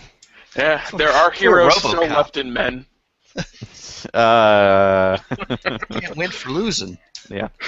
So, but you all enter into the capsule, so it's a very, very tight fit. So, especially for you, RoboCop. So, Yes. but you managed to be able to do. That's like to take it down. But so they do stand there, and it's a straight shot down. So we will not go through that because this is a boring 10-hour drop. So, although if you'd like to figure out conversations that you'd have during the time, feel free. And so, I tried to figure out if Danny is a mutant or not. 11 hours I left. probably need to talk to the professor about it. so you can have that conversation here in a second. So that would be between you and George. So Yeah. Right, just having the montage, the montage conversation snippets. Yeah, So, pretty much. So it's like, so are you a mutant? Well, I'm mutated. I'm a human who's been mutated. I guess. Right. So you were not born this way. so yeah, like you probably figure out it's like, oh, you're kind of like Spider-Man. So Yes. from what you've been told. He's a good chap. So, but yeah, you at least keep this conversation going over there. RoboCop and Proto-Man are probably just staring off at each other. So Yeah. throughout the entirety of it. But that's like you do reach about the last 30 minutes. You do reach a alarm on the capsule that says you're reaching your target destination. Prepare for departure. Okay. So that's like, and as you're preparing, RoboCop. Excuse me, not RoboCop. Proto-Man. Sorry. Looks around. Now you're gonna have to understand that Skynet pretty much is the temporal center of this one. Anything else is in particular flux. It uses that as a trap. If you think that you're experiencing deja vu, you probably are, and you need to figure out a way out of there quick, or you will be stuck in a loop forever. Noted. So, and it is also, that's like, despite the appearances on the surface, it couldn't do much for about its own timeline on the station. It couldn't do much for its timeline on the ground, which means it is a constant war zone. You need to watch out for everything. Okay. So, it's about that time you feel that the capsule goes down. It's like the shock absorbers on the capsule engage, and it feels like you're being slammed into the ground without your bones breaking. So, as you do that, everybody can go ahead. I'll say everybody roll and tell me who gets the lowest. Okay. 3. 3? 5 again. 3. All right. Roll off. So, Danny and RoboCop, that's like you are immediately Nope. hearing what sounds like Danny and Kurt, sorry. and- Yeah, you're immediately hearing what appears to sound like a gun and plasma fire echoing all around you. Oh, good. So, It sounds like there's an absolute war zone, and at that moment, that's like through the porthole in the capsule, you see that there are just blast of flashes of light, which means that you think that it's night right now, about the time where you're in, but you can't tell because of everything around it. Um, Proto Man hits the release on there, and you come out to see that you are in a massive war zone. Who are they at war with? You're looking around, and it appears just to be humans in ragtag clothing and weaponry, fighting against a full-on army of that's what appear to be skeletal robots. Lovely. I see. So, So Protoman looks up, "Welcome to the war for Skynet." So, and jumps out, looks down at his wrist, and you see that there is a compass device that is pointing. That's like pointing him towards what appears to be that's like Skynet's main base. So, and as you're seeing that, you look up, and there appears it's like what you thought Skynet's base would be is not it. It doesn't look like a group of satellites or buildings. It looks like a huge castle that is somehow shaped in a metallic, gigantic skull with a giant W over it. So Danny looks back over his shoulder at the exploding war zone and the robot skeletons crushing, giant mountains of bleached human skulls, and then looks at the cartoonish skull castle in the distance. I don't know what I was expecting, but that wasn't it. So, I put my hand on Danny's shoulder and says, "Trust me, it never is. It never is." yeah. Also, I actually wrap the armband around my tail, so that way it's on a different body part. Okay, so here is at least the threat. From where you can see, the giant, that's like the baseline of the fortress, as you can tell it, is about 500 feet away from where you've landed. Okay. So, but there is a constant battle going on in between you, with both sides firing, and you've had to duck out a couple of times to be able to do that. Can we determine who is currently winning? For the assessment, I will say if you want to roll up, so you want to roll up 3 on cybernetic police officer. Right. You can analyze and see which side has the upper hand. 1, 1, and 4. 1, 1, and 4. Yeah. Okay. You're seeing enough right now that the machines appear, which you now can identify as T8. That's like T100 models. Right. So, infiltrators seem to have the upper hand at this point. So you have a couple ways around this. This is a threat that you need to bypass. In order to be able to do that, you have to reduce all of its dice down. So you can either choose to just bolt through there in order to kind of bypass this, although you would run the risk of either side tagging you. You can assist the humans, or you can find another way around. So, well, we have 11 hours left. Yes. And the Skynet forces are they on the advance, or they just have the upper hand? They have the upper hand right now. So, but right. That's like you have no idea when it's going through. And again, all the other humans here seem to be running off of either improvised weapons or repurposed ones. So we could just find a place to hide, let the Skynet front pass by us, and then proceed on towards the castle. That might take too much time, though. That's true. So, but this one's up to you. Like I said, you can, if it's any other plan you do. So, but this is a threat, so you have 3 sets of dice to basically go down to nullify in order to be able to get past it. So, for each one that you don't, you'll take it. That's like you will take a hit on your chi.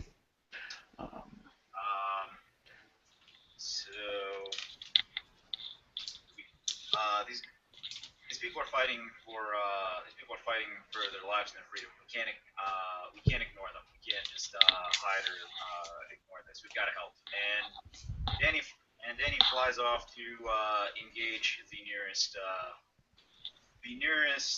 Terminator that is in the process of attacking a group of humans. So basically, at that one freedom fighter's darkest hour, their gun is empty, and the unstoppable machine is just pitilessly advancing and is about to go for the kill shot. And Danny just comes up behind it, blasts it right off. And I'm going to go ahead and roll that, which whatever numbers you, however many dice you think that deserves. That will be. It is a full heroic charge. You're going towards the Terminator, so that is a. I will actually give you a 5 on that one. So feel free. So. Okay. So Oops. So I'm going to go. Wait, after this one, I am going to go 3 offense and 2 defense. So Okay. starting with the offense, ghost powers. 3, 3, 4. So 3 hits on offense and defense. Double ones, so 2 hits on defense. All right. So you bowl through it. It's like into it. How are you taking down the other Terminators that you're seeing on the front line?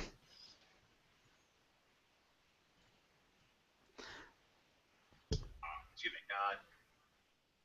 Danny is going to go for similar such cinematic heroic moments where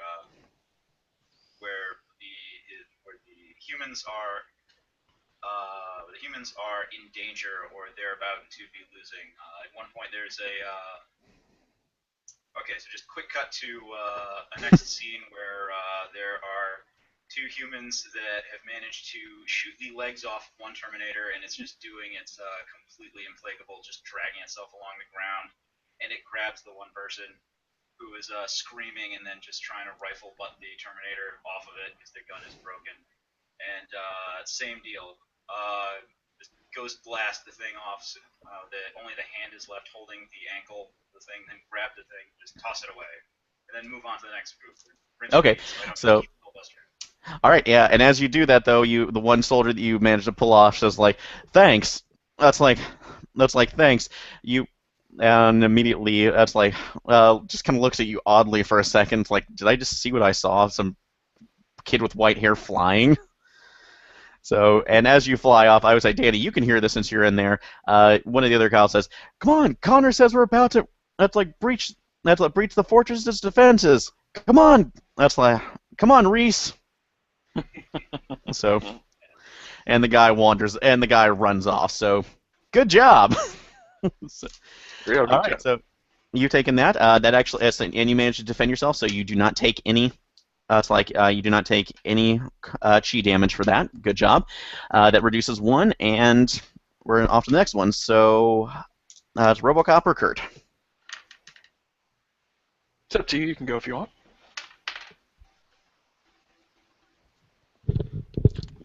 Or I know what I'm doing, So I can go. Since I know that we need to finish the target, we can't really help as much as we can. I do still want to help somewhat, so I'm going to teleport between the different Terminators, and as I'm going, I'm going to use either my tail or an arm or a foot and just grab a head and just teleport away, so I'm just keep removing heads as I'm moving forward towards the castle. okay, so just teleporting them off. Getting to the target, but still helping as I can. Okay, no problem. So that's teleportation effects. That's another one. That'll be 4 dice on that. 4 dice. 1, 2, 5, 6. Okay. So all right, you do All manage attack. to go. So and was that all on? Attack? All on attack. All on attack. So all right, you do manage to get 2 of them. However, another group that sees that you are literally decapitating their buddies gangs up on you. So they're going to go ahead and get a shot. So for that, which is they are rolling underneath 3, which is Cybernetic Legion of Doom. And they get 2 shots on you, so they will take down 2 chi.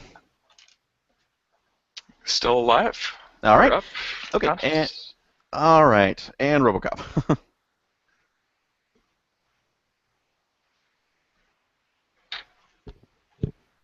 So, Joseph, can you hear me? Yeah, you're muted.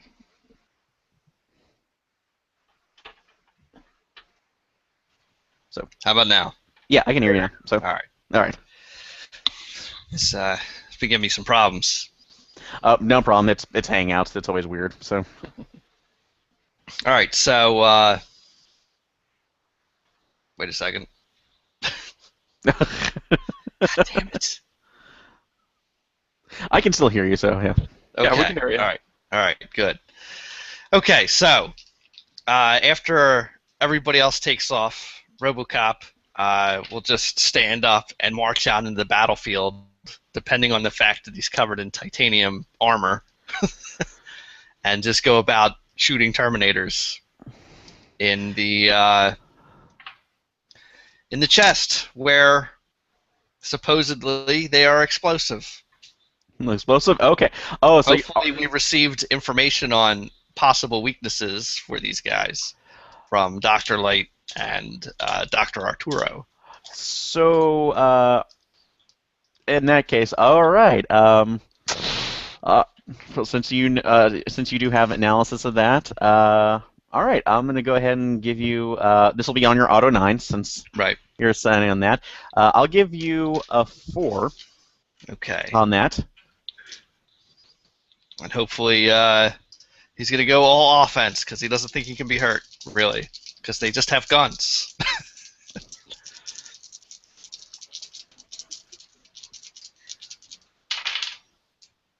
uh, 4, 3, and 3, and a 6.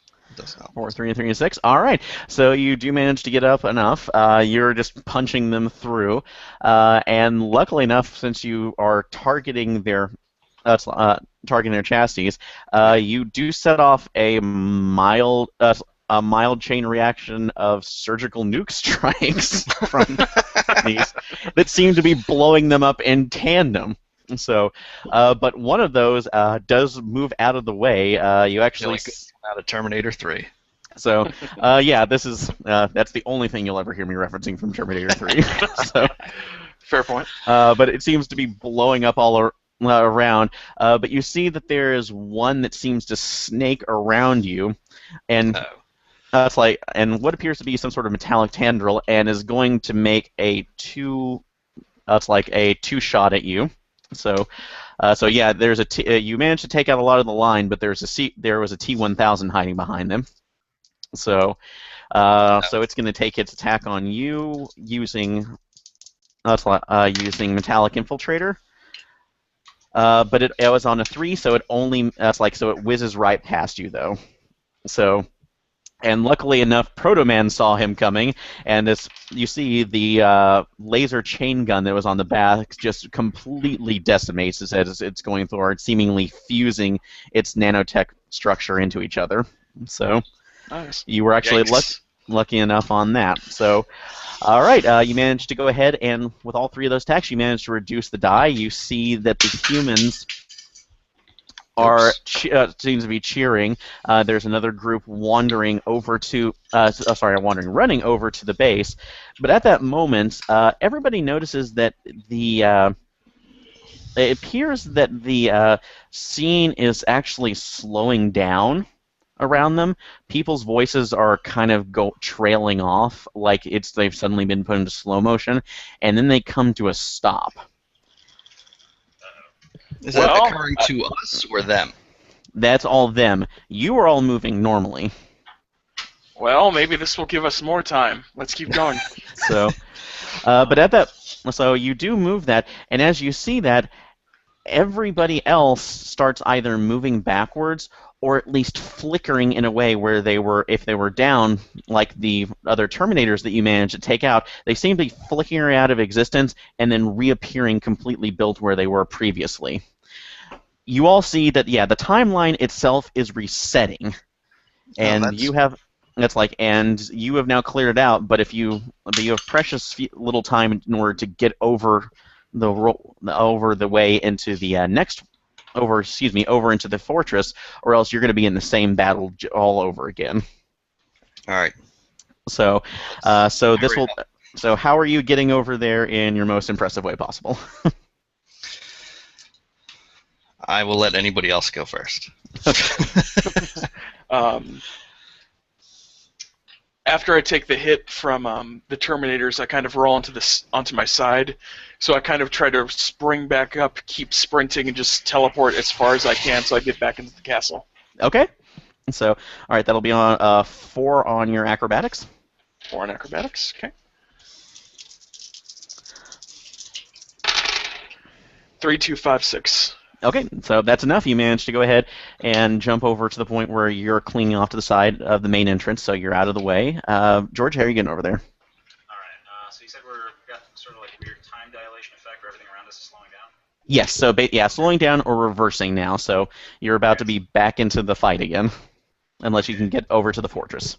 Okay. So in the midst of fighting way through Terminators, starting to see this. And he gets a moment of wild inspiration and just loses all sense of subtlety, blasts, basically draws aggro on as many Terminators that he can find, blasts all of them just to kind of get their attention, then flies up into the air where he's visible to all of them, and they all just start taking their tracer shots that, as the time dilation kicks in, starts slowing, and then he just speeds down past them, taking advantage of the slowing time effect to fly right through them and to try to make it to the castle and just make it past the time bubble. Okay, I like that for another reason, but yeah, go ahead. You will. I'll give you, since you're doing that, I'm going to give you a 5 on half ghost. 5 on half ghost. Okay. Yeah. So this is. Does offense or defense matter at this point? This is just going to be full offense for basically. This is considering you getting in over to where you need to be. So Gotcha. Okay, don't worry about making any damage. I have already set this. So that is 1, 2, 3, 4 hits. 4 hits. Okay. You do go through there since you see that the time dilation effect is reversing everything. So you decide that you're just going to use a full force blast to basically propel yourself over there while going through all of the other Terminators. They're basically resetting themselves in the timeline. But as you see, you look over and kind of make a small subtle realization of why it's not affecting you. You see the device that Doc Brown gave you to kind of hide your own dimensional signatures, apparently streaming a bunch of code that is keeping you, which you assume is probably now keeping you isolated from this particular timeline or this loop. Nice. But as you're going through, it seems to be heating up. And as you basically start disrupting the timeline and the loop, as you're blowing up other Terminators or errors, and it's trying to reset itself, and it's just dealing with the rolling paradox that you are now creating. So, as you get through there, you manage to go through fine. But you notice off to your side, the device has fried. So. And you don't feel like you're in the timeline at this point because it seems that you're actually you're at the fortress. You must be within something other field that's preventing you from being a part of that. But outside you're seeing Terminators and humans and other things reappearing and appearing on the battlefield consistently. So this is kind of weird from what you're seeing. And finally, back to RoboCop. You're now in the middle of Paradox City. Right, so RoboCop is going to sprint, quote unquote, up the nearest hill and leap onto one of those hovering death machines the Terminators always have. Oh, so you one of those? Okay, the bigger drone, the bigger hunter drone. So grab onto it, insert the data jack into the side of it, and try and override its programming with his own, and direct it towards the castle. So, okay, this is going to be pretty hard. So, but okay. But I will go ahead and give you. I like how you've done everything on there. So that's going to be a 5 on your cybernetic police officer. All right. Ooh, that's a terrible roll. Uh-oh. I get a 1 and a 3. Everything else is 4, 5, 5. 4, 5, 5? Okay. So I will say this. What you do manage to go ahead and run up. It's like you do grab a hold of it and manage to jack in, even though that it seems to be in paradoxical flux. So, which is, you're assuming it's only the device that Doc Brown gave you that is keeping you on. You manage to jack in, but you're not getting specific information about it. It doesn't seem like you can override like the last time. And suddenly something comes up on your HUD where it seems to be, that's like Objective 4, that's like damn it. classified, activated. Oops. But after that moment, it seems that the drone somehow dips forward and kind of crash lands you on the doorstep of the fortress. So you lose 1 chi for that. Yeah. But you're seemingly okay. Uh-oh. You guys are boned. You just gained a new final boss. So. Yeah. Well, you'll see about that. Anyway, though, Proto Man manages to go through. You see that he's just blasting through any of the other. It's like blasting through the others. And while he's going through, one of the other Terminators, who is somehow carrying a piece of like twisted metal, throwing at him, he kind of intercepts it, uses it as a shield, and then blasts him out of the way. So he's come through. Good. And you are all at the door of the fortress.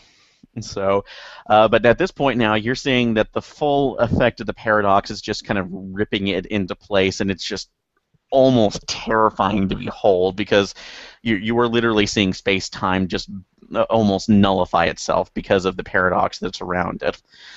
And it's about that point, you didn't notice him before, but there seems to be a very tall man, very skinny, whose back is turned to you, who just seemed to have, you're not certain if a hologram or he's actually there, who's seemingly looking now at the battlefield, going, oh boys, oh boys, oh boys, oh boys, you created a massive mess. So, and honestly, I don't like cleaning up messes of other people. That's what I've been doing for a very long time, except on a universal scale. Turns around, and you see that he appears to be an older man, grayish curly hair going out. You can guess maybe by his age, physically he looks like he's in his late 50s, early 60s. So, wearing a black suit that seems to have a red inline, a white shirt, but the part of his face seems to be covered with intricate circuitry. So, and he just seems to have very deep eyes that are just looking at you maniacally. Oh, Arturo, light brown. It's like you think you can. Let's like take away the plans now. That's like that we have by sending your toys in here. Ugh, this is not going to work. So. Although, honestly, even though I shouldn't care, but I'm going to care because I want to, what are your opinions about this? So, about getting dragged into another fight when you know we can make everything better for you. People have tried that before by getting rid of my people. It's not really a thing I'm into. Oh, I'm not getting rid of you. I'm making us all one. So, that's the Skynet prerogative. The human species didn't need to die. It just needed to be integrated.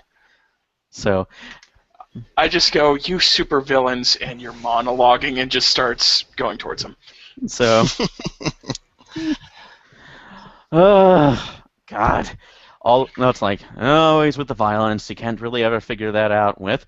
Boys! And from the ground, there appears to shoot up two robots that appear to be some sort of fusion between what you think it has a Cyberman's face, a internal structure of a T-100, and that's like upgraded animal. That's like animal parts of a Reploid. Oh, lovely. So, okay. Since this is going to go off anyway, and honestly, I've been bored enough to the point where I don't think this is going to work. I'm going to wait. I'm going to do this like the classic structure. I'm going to wait for you at the top. So, if you can find your way up there afterwards, that's fine. But I'm going to leave these two playmates for you to decide something in the meantime. Toodles. And you see him just completely disappear. Dude, is this the thing that happens frequently where you're from? Yes. Very frequently. Very, very frequently. So, as much as you can surmise, Mr. Clever has now thrown down the gauntlet. Well, Let's kick it in these robots' faces. All let's right. dance. So, and they do. That's like. Is this a new scene, or do we still have the chi we were left with? I will say this is a new scene, so you have been reset to 3. So. Excellent. All right. So for this particular one, but yeah, this fight goes there. They will actually, you see that they're both of these ones seem to be kind of cobbled together from one of the Reploid units, a kangaroo and a shark. So, Oh God. and they're going to make their attacks on first. The shark diving into what appears to be into the junk and bones and debris that is around here, and is going to try to come up for what appears to be a Jaws attack on Kurt. So, since he was going through, and he will be rolling 3 for a full attack on the Killer of the Wastes, and he gets 2 hits. So on you, so that will. That will go ahead and take 2 of your chi out. So, Okay. and the other one will be going after RoboCop, which will be going underneath a 3, which is Ungodly Robotic Boxer. And he only gets a 2 as well, so he took down 2 of your. He has 2 chi as well. So, All right. but remember, you do have the chance to gain those back though. So, through cool options. So. Yeah, do the defense things. You can shave that off. Yeah, and I'm sorry, I forgot. You were all reset back to 4 because you had that extra one for me. So sorry. Right. So you still have 2 left. Sorry about that. That's fine. All right. So you have your actions. What are you doing? So does it have the shark one? Does it have a Cyberman head, or does it have the shark jaws, or? Yeah. Basically, imagine that it looks like it has a full shark head that has a Cyberman face implanted on it, and then its body is somewhere of a mix between what a Reploid body would look like with the different claws, and then all of the tendons and endoskeletal structure of a T infiltrator unit. So. Okay. Okay, and it just. And the kangaroo is kind of the same way too, except maybe the imagine a Cyberman face over a kangaroo. So Okay.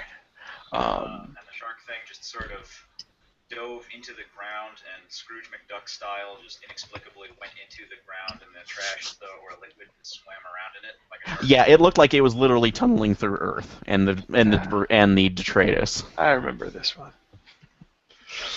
Okay. What would be the best option?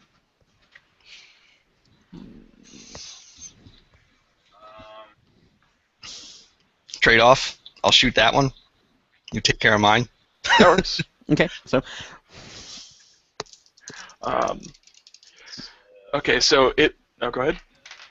I'm gonna try setting up whoever's going for the shark monster here. So okay, so Danny looks on, sees that the shark thing can swim through the ground, sees it go to take its bite out of RoboCop, and then as it sinks down again,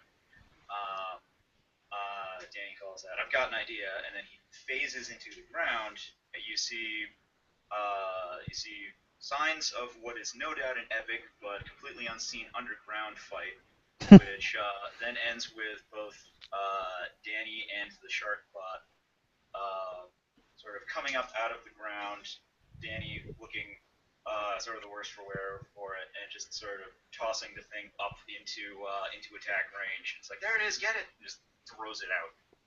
for the one, so okay, so I'm actually, since you're helping there, I'm gonna say protect the living from the ghost zone, because this looks like something you've dealt before. So, Okay, so that'll be 4 on 5. 4 on 5, and I am gonna go. This to you guys here, so I'm gonna go half and half. So Okay. I'm gonna go 3 offense, 1 defense. Okay. So only 2 hits, so 2 and a 5, and on defense is a 3. So you're defended from that. All right. Hey, that's still you managed to do it. You knock out 2 of its chi. Okay. So, and that's like it flies upwards. So Danny has, after doing a massive underground brawl with something, it's going up confused looking, and it manages to go. It's like you see it's floating up in the air. So RoboCop or Kurt, you have your chance on there. So, or you can go against the kangaroo. So, Um, what the shark did is it punched me up into the air, so I'm kind of flailing a little bit, but I teleport up higher so I can regain my posture. I shout, "I like tails better!" and then starts going down into like a kicking motion, teleports closer to the kangaroo, and whips out his swords, so he's both kicking and stabbing at the same time. okay, so you're trying to use your momentum from the fall to give you Right. leverage. So, okay, I like that. Let's see. I will give you 4 on Protect the Multiverse for that. So, 4 and Protect the Multiverse. Okay, I'm going to do 3 and 1. okay. Okay, I got 4 on my Protect, and 3, 4, 4 on my attack. 3, 4, 4. All right. So that kangaroo takes a big hit. So it is pretty. As like you manage to damage pretty well while coming down from it in the sword. So it takes it 3 of it, and it's down to 1 chi. Nice. All right. And finally, RoboCop. What are you doing? So the shark man is flying up in the air. RoboCop is going to try and get over underneath it where it's coming down and jump as much as RoboCop can jump upwards and insert his gun hand with gun into the shark's mouth and unload in there in the hopes that it's bypassing the armor, doing damage directly to the interior. Okay. So I would say on that, that's going to be a 3 on Auto 9. All right. That is fair.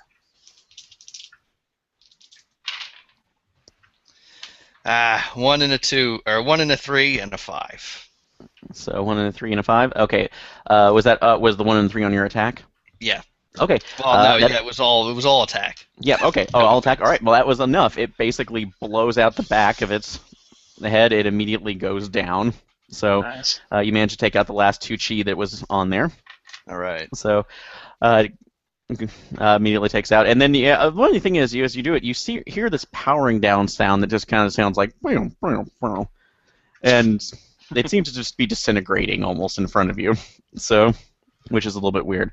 But now that's taken in turn. It's like kangaroo now seeing that its friend is pretty much coming through, pretty much gone through, is going to try one last thing to take down the opponents. Seeing RoboCop hurt him, is going to try to jump on you, attach itself and activate its self-destruct mechanism in order to take RoboCop out. Oh, lovely. So by punching through the armor, so which he'll be utilizing his last ditch attack, 3 on anything for my master. So, all right, and it manages to get 2 on that. So does that take your chi down? Yeah. That'll Okay. be 0. So you're out for the 1. So it manages to blow you back across the way. You go offline. And so for this scene, but it won't be for that long because congratulations, you've managed to take out the 2 it's like the 2 entry-level Reploids. So, Good. and as that comes through, you see another screen come on, and the older gentleman, who you've probably come to the conclusion that this is Mr. Clever, is sitting there in a large back chair, clapping his hands. Oh wow! It's just nice job getting through the detritus. Although obviously it's not. It's like obviously though you know you're going to have to work for it more, especially since I have this large, ostentatious fortress that has to house multiple different vectors. So you can just take your choice. And as you see, there are other images of different Reploid / Terminators / Cybermen combos that are going across the screen, like you can actually select from them. So, because I like the game show the game show one in sense, but you never know. So, Kurt and purses his lips and goes, "I like game shows too, but I also like getting straight to the boss." And says, "Maybe we should just teleport up to the top. so I don't want to that fight another idea. 5 or 6 of these. I'm guessing 6." Especially since we're not getting any special Mega Man powers out of it. so, Right. are you trying to teleport? Oh yeah. And so, Just teleport the 3 of us onto the roof so we can then work our way down instead of up. okay. Once you go from there, you try to teleport, and it feels like you've run into a. That's like it. Honestly, feels like you've run into a brick wall, and you get jumped back out, and you see Mr. Clever there. No easing your way out of this. You play by my rules, or else you don't play at all. And then you can go back to that, and you see that the war zone has restarted again in full. Very well, Regis. What are the robots? So, you can look at that in a second. So, although I will say RoboCop. Yes. This will be difficult, but since you're Restart. this will be you're in the reboot one side. I will say go ahead and roll 4 on classified.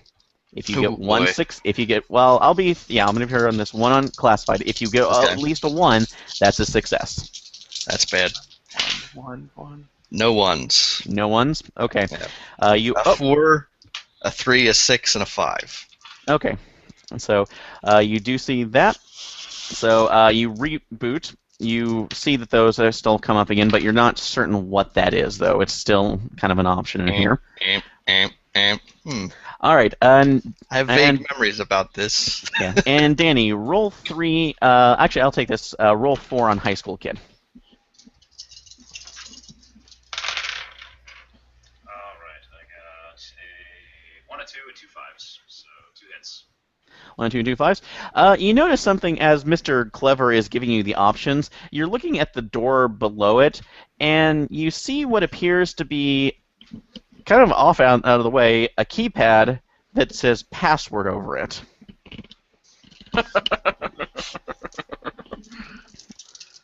So, and you realize that and you realize from any of those kind of weird games that Tucker used to play, that if you wanted to get to the boss, all you had to do on the old ones was just put in the password.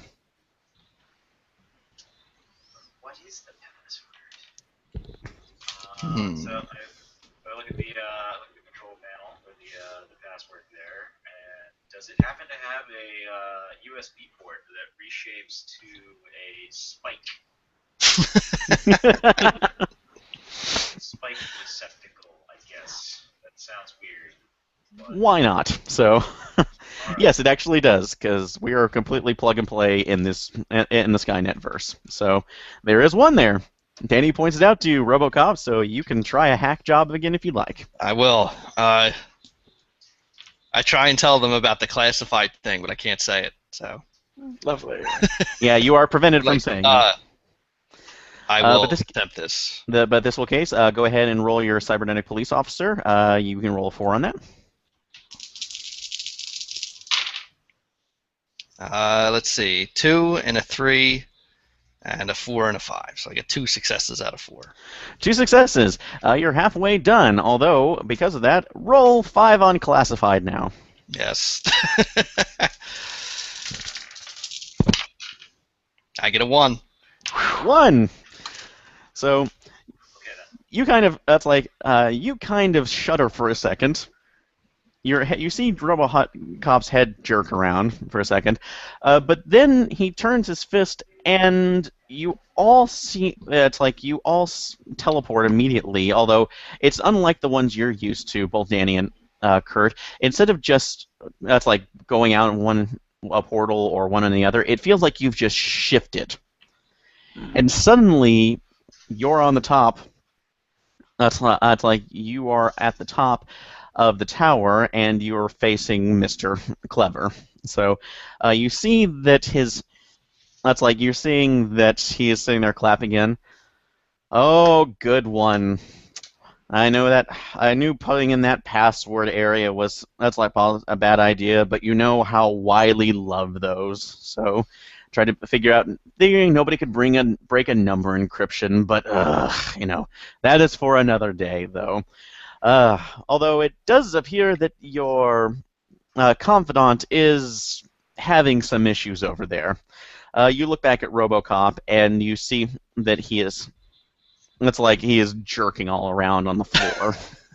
Oh, jeez. Uh, I regret this decision.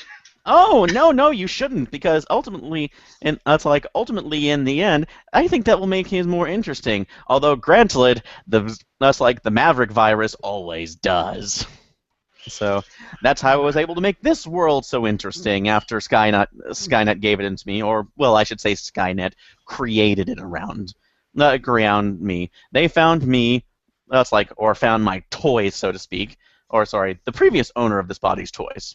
I get those pronouns so mixed up on a regular basis. Anyway, that's in any case though, it's like he should be coming around ever so shortly. But I sense that you're wanting a story though. Is that correct, boys and boy?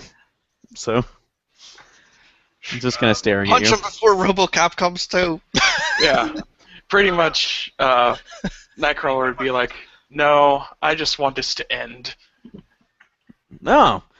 Well, if that's the case, and you have to take out the gauche way out, so be it. We'll just end it like it began. He claps, and immediately you see two other fields of vision, two other portals kind of open up, and two people shift into place. One of them appears to be, as far as you could tell, it looks like a Cyberman, but a Cyberman dressed up like Jack the Ripper, and has a bandolier of different, what appear to be, energy blades that he's juggling about. And as he's looking over, "Oh, did you find somebody else for me to cut up, Master? Told you once to stop calling me that, too. I disposed of I only disposed of your nemesis, Mr. Wells, and implanted your body in here so you could keep stalking the streets on time. 3, I need you to take care of this." Oh, very much. That's very much endeared to that. I might as well do that. And you see him throw a barrage of what appear to be energy blades towards both you and Danny. So we're back in combat again. Your chi has reset for the last time, so Okay. in this case it is at 3 though. 3. Okay. And we'll dodge this, and we'll get right back to you after this RoboCop. So. All right, so you guys will go ahead and have the defense on this. So, but let me see. He is going to go insane insane robot that stalks the streets. Okay. This will be the last one of 4.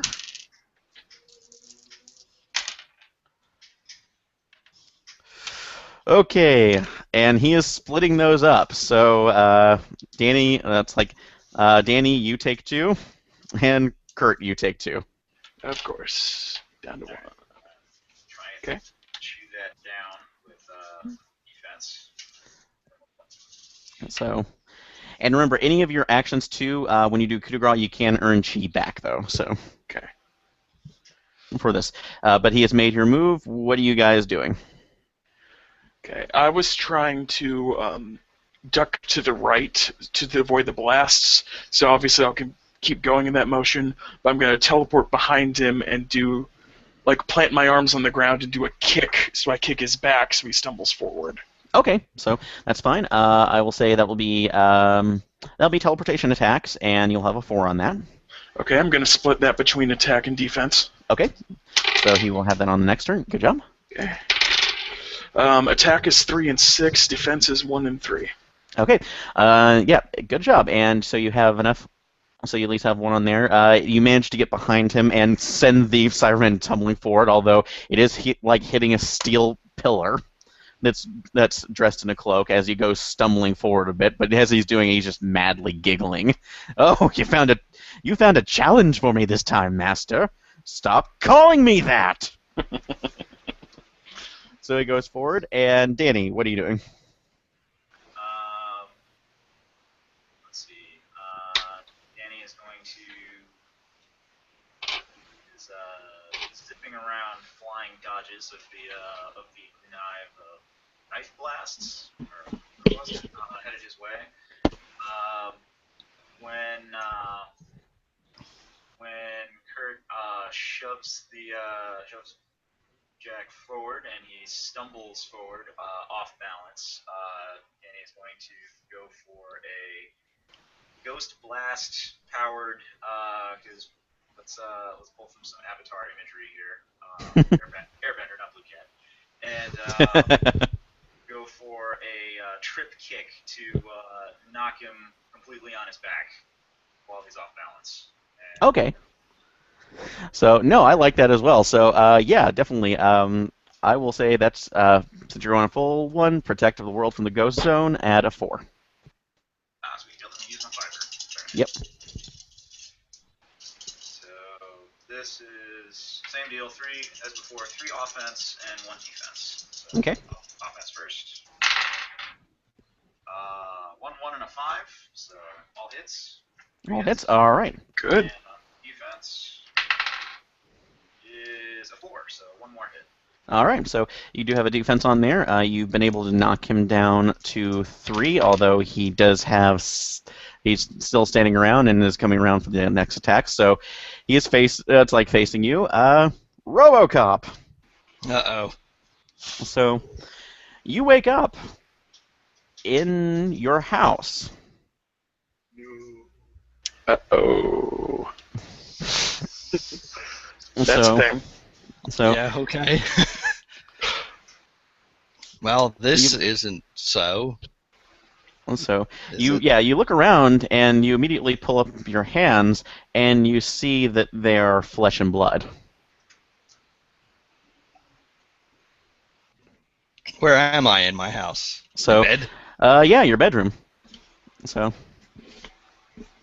Oh, it and was all you a are- horrible and you- dream. and you and you are hearing what that's like, and you appear to be hearing what appears to be your wife and kid in the kitchen talking. So All right, I'm gonna go into the kitchen. Check it out. yeah, Tell as you them I walk just through- had this terrible dream where I was murdered by these criminals that had turned into a robot and had to fight crime, and then I fought a bigger robot, and I killed the guys who killed me, and then there was domestic drama, and then there were flying ninjas. yeah, and you immediately, you turn around and you hear you're both talking. Your wife not turning her back yet, turning around and face you. Oh, well, that sounds like a bad dream, dear. But you're here, safe with us now, and you'll be able to integrate immediately. What? And as they turn around, both your child and your son and your wife turn around with full cyber armor on their front. So you will be integrated, and as it starts reaching out for you, so Reach for a gun? I don't think I might not have. not there. Oh, well, then it's time to run away. Although at that moment, you do see, you do hear another voice that seems behind you. That it sounds familiar, but just more insistent. You, dumb. That's like you, metal cop man. Get over here. Yeah, sounds better than this. So, yeah, I get over and there. I don't know where you there look- is. Yeah, but I'm you hear where the heading towards voice is, and you actually see that it's the door leading outside your house. And there, you can see the shadow of a silhouette, but it's an insistent arm just kind of bringing you around. Yeah. I'm gonna make sure. I'm gonna dodge behind the doorway and duck out the door if possible, and keep any and all furniture between me and the horribly cyberized family. So, okay, you do manage to go ahead and get out, at least get to the door. Although at that point, the your cyber wife, so to speak, manages to get her arms, and it feels like you're just going cold for a second. Like the part of you that you know as Alex Murphy is just completely being drained away. Although you do realize that you are still a cop, and at least that there are the parts of you that are still a person. So for the ditch effort, you can roll 3 on serve the public trust, protect the innocent, uphold the law to retain your humanity. Yeah. I think the public trust is in me not turning into whatever these things are. Yeah. 5, 5, and 3. All right. Hey. You manage to retain enough as you see the hand that's being offered to you on the outside of the door as trying to grab yours. He grabs yours, pulls, and you suddenly see yourself in just a white void. It's a blinding light, but immediately, about a second or two, recedes into what appears to be, as far as you can tell, looks like a planetarium. That's the only thing that you can bring up to mind, because there just seem to be starscapes floating around with different pictographs. You can't really identify it on there because it looks like it looks like a pictographic language, but one, you only know English and a little Spanish, so it hasn't been programmed into you. And 2, you never really saw any kind of pictograph that was just purely circles. So kind of weird.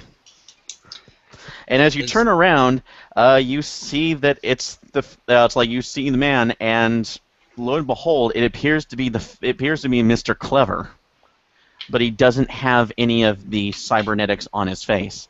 Oh, thank God! I was wondering when he would wake up from that domestic dream. So, I would categorize it otherwise. So. Oh, nightmare, so to speak. But I'm so glad you're here. You actually see him like take your head down and kiss you on the forehead. Oh, you really have no idea about this, because I've been entrapped so long. Oh God, the fuzz! Let's get out of here. Run away! Run away! I'm sorry, my house is situated right behind the biggest highway on the East Coast. Oh, no problem. So, but you are the one who may be able to rectify the situation completely. So, Mr. Murphy, or Detective Murphy, or Officer Murphy, whatever. So, Officer, yeah. So, I can't make the other explanations fully on here, but the short one is there. My name's the Doctor. So, that's like Mr. Clever was that's like an entity that was created when I was intentionally fused with nanotechnology from the Cybermen. All right, hold on. Let's skip the explanations. Fine. I'm tired. I went through yet another nightmare where I am alive and not a half-dead robot. Oh my God! It's been so long since I actually had to deal with somebody else outside of this. Let's just skip to what we're gonna do to fix it. Skip right to fixing it. Fine. I'm Doctor. My body is out there in control of Skynet/Cybermen/ whatever this virus was. You're lucky enough that you managed to defeat it because of your own way. So here's what you need to do. I'm going to wake you up. Once you wake up, I'm going to ask you to take your big stabby port and stab it into me. That's like Mr. Clever, the you with the thing on his face. Yes. That is actually my body. He has hijacked it. I have been in here for a very long time. Now, if you can do that, it will inject nanites into me that will allow me to fight him. If you can keep them distracted for long, I can correct everything. Do you understand? Yes. Good. Absolutely. Good. Now get to that. And he slaps you, and you immediately wake up to see the fight between the Cyber Ripper and your 2 cohorts. I see. All right. All right. So we're back to this one. So we're in the middle of the fight. The Cyber Ripper looks around, giggles, and you see that instead of doing the knives, he seems to dump those. You see what appear to be ports opening up all over his chest and his back, from at least the side that the cloak's not covering up, and he screams wildly as small incendiary darts are flying out of him. So he will go ahead and make that attack against you. Okay. but this will still be for the master because honestly, he's just insane. So, all right, he gets 2 hits, but you still, since you were defending on those, you absorb those. Good. So, with wonderful acrobatics and whatnot, so he is going to be rolling around, and it is your turn again. Okay. I dodged them by going up into like the corner of the room and just jumping, so I'm above him and not getting into the darts. So I just start whip out my swords and just slam forward so I dig them into his shoulder blades. Okay, so, all right, I will say that's going to be, that'll be teleport. I will actually give you Protect the Multiverse on that one, so. Nice. So you can go ahead and make your roll on that. How many? 4. So. 4? Okay, Yep. I'm going to split 2 and 2 again. Okay. I got dropped for a second. Nope, but you're back. I'm actually going to do 1 and 3 attack and 1 defense, I think. We need to end this. 1, 4, and 2 on attack, and 3 on defense. Okay. Nice. All right. So yeah, you managed to go ahead and sink that. You, that's like heroically take all of the two blades into his shoulder, and he immediately just starts convulsing and laughing at the same time as he goes down. Although he, that's like, as he goes down, he immediately says, "Oh, there are so many lovely throats to slit still." So. I think you've slit one too many for a ripper. Yeah. The rip boat's going through. And did George say he would be back in a second? He's back. Oh, Yeah, okay. he's back. Okay, no problem. Sorry. Just make sure I hear it. All right, Danny, what are you doing? All right. So is the Ripper down? The Yeah, Ripper is down, and it is seemingly has annoyed Mr. Clever as he's just looking, saying, "No, no, no, no, no, no, no." Now I have to, let's like reintegrate his psyche all over again. Do you know how much of a pain that is? You're the pain. That's just. Oh, that's. I'm too tired for witty repartee. I just want this over with. Don't worry, Clever. You're not going to have a chance to. And Danny is going to go for a completely crazy suicidal, like, just forward flying slam on Mr. Clever, just to see what, out of game, to see how I'm going to be rebuffed to get an idea of what the heck we can expect from Mr. Clever here. So, I will say, if you, because I will say the scene is reset. So since you did beat him, you're into a new one. If you would like to spend a chi, I can give you a hint on something. Sure. So, or at least as you're rushing forward, you realize that Mr. Clever is is, as far as you can tell, is technically organic, except for what is in there. So, he's a person, and you can possibly possess him. Oh, hey, there's an idea. So, Nothing could possibly go wrong there. I don't usually use this. So- Out of character, that's the worst possible idea. So as Danny is flying, he gets that note of that note of inspiration, which has served him so well before on something, and then just goes for the ghost, transparent, insubstantial possession.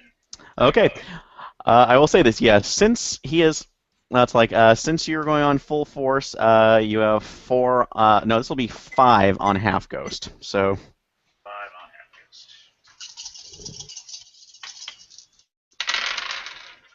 So that is 1 hit, 3 hit, 4 hit, 4 hit, and okay, 4 hits, and I'm just gonna put it all on offense. all on offense. Okay, you managed. That's like you managed to go through it. You get into Mr. Yeah, it's like you take control of Mr. Clever. It seems okay for a second, and then you realize, for some reason, this is not like possessing a person. This absolutely is like that's like possessing a giant. You have no idea. You have never felt anything like this, and it is absolutely overwhelming. And it is because of this. It actually that's like you are feeling an incredible strain not to only be ejected, but not to pass out completely from that. So you lose 2 chi for that. Oh, sorry, I take that back. 1 chi because you're only on. So you're barely hanging on by a thread.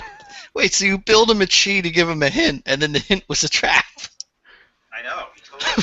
He totally did the thing of like, hey, take a chi. Take a That's chi. a Ross Payton move right there. It was. It was. I, No, you're the horrible monster. I'm learning. I expected to get something out of it, and he toyed with that expectation. Well, you know what? You do see that but he is frozen for a second. Mr. Clever will have a chance in this next round to be able to get out, but he's too distracted by this, which leads to the last portion. RoboCop. That's right. You are awake. You know what's going on. What are you doing? He's going to storm past, ignore all obstacles, and stab Mr. Clever with his stabby data jack in the face.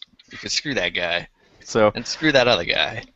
okay, I am asked. I would like to use, if I may, serve the public trust, because the second part is protect the innocent, which Yes. is what we're very highly served by.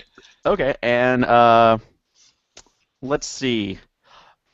This will just be 1 on protect the innocent. Just one, So- okay. Well, no, this is going to be before you do it. Sorry, I have to wait. But this, I take that back. This will be 2. Roll 2 before you do that one. So A 3 and a 6. a 3 and a 6. You saw Danny fly in there and apparently take control of that. So are you going to warn him to back out before you stab Mr. Clever in the face? Yes, I will. Okay. So Danny, I guess I yeah, almost overwrote you, Danny. That would have been bad.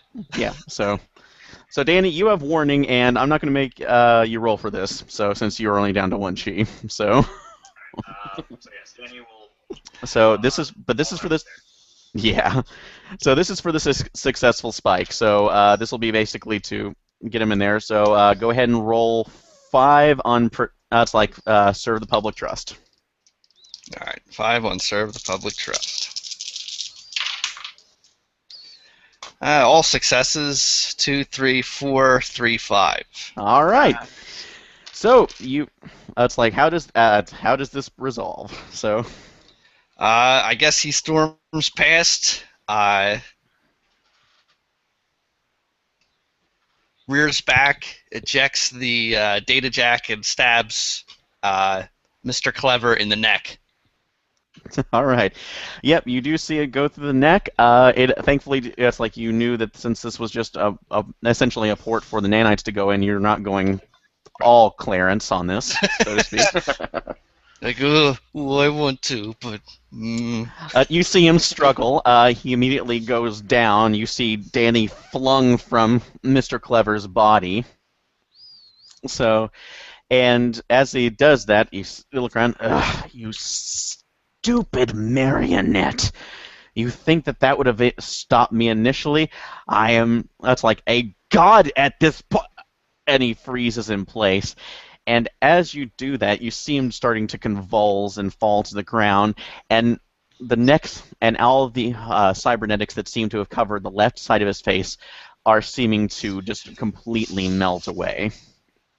And thus we have resurrected the universe's greatest serial killer. So, but as you've done that, it's like Mr. Clever pops up again. Oh, ambulatory.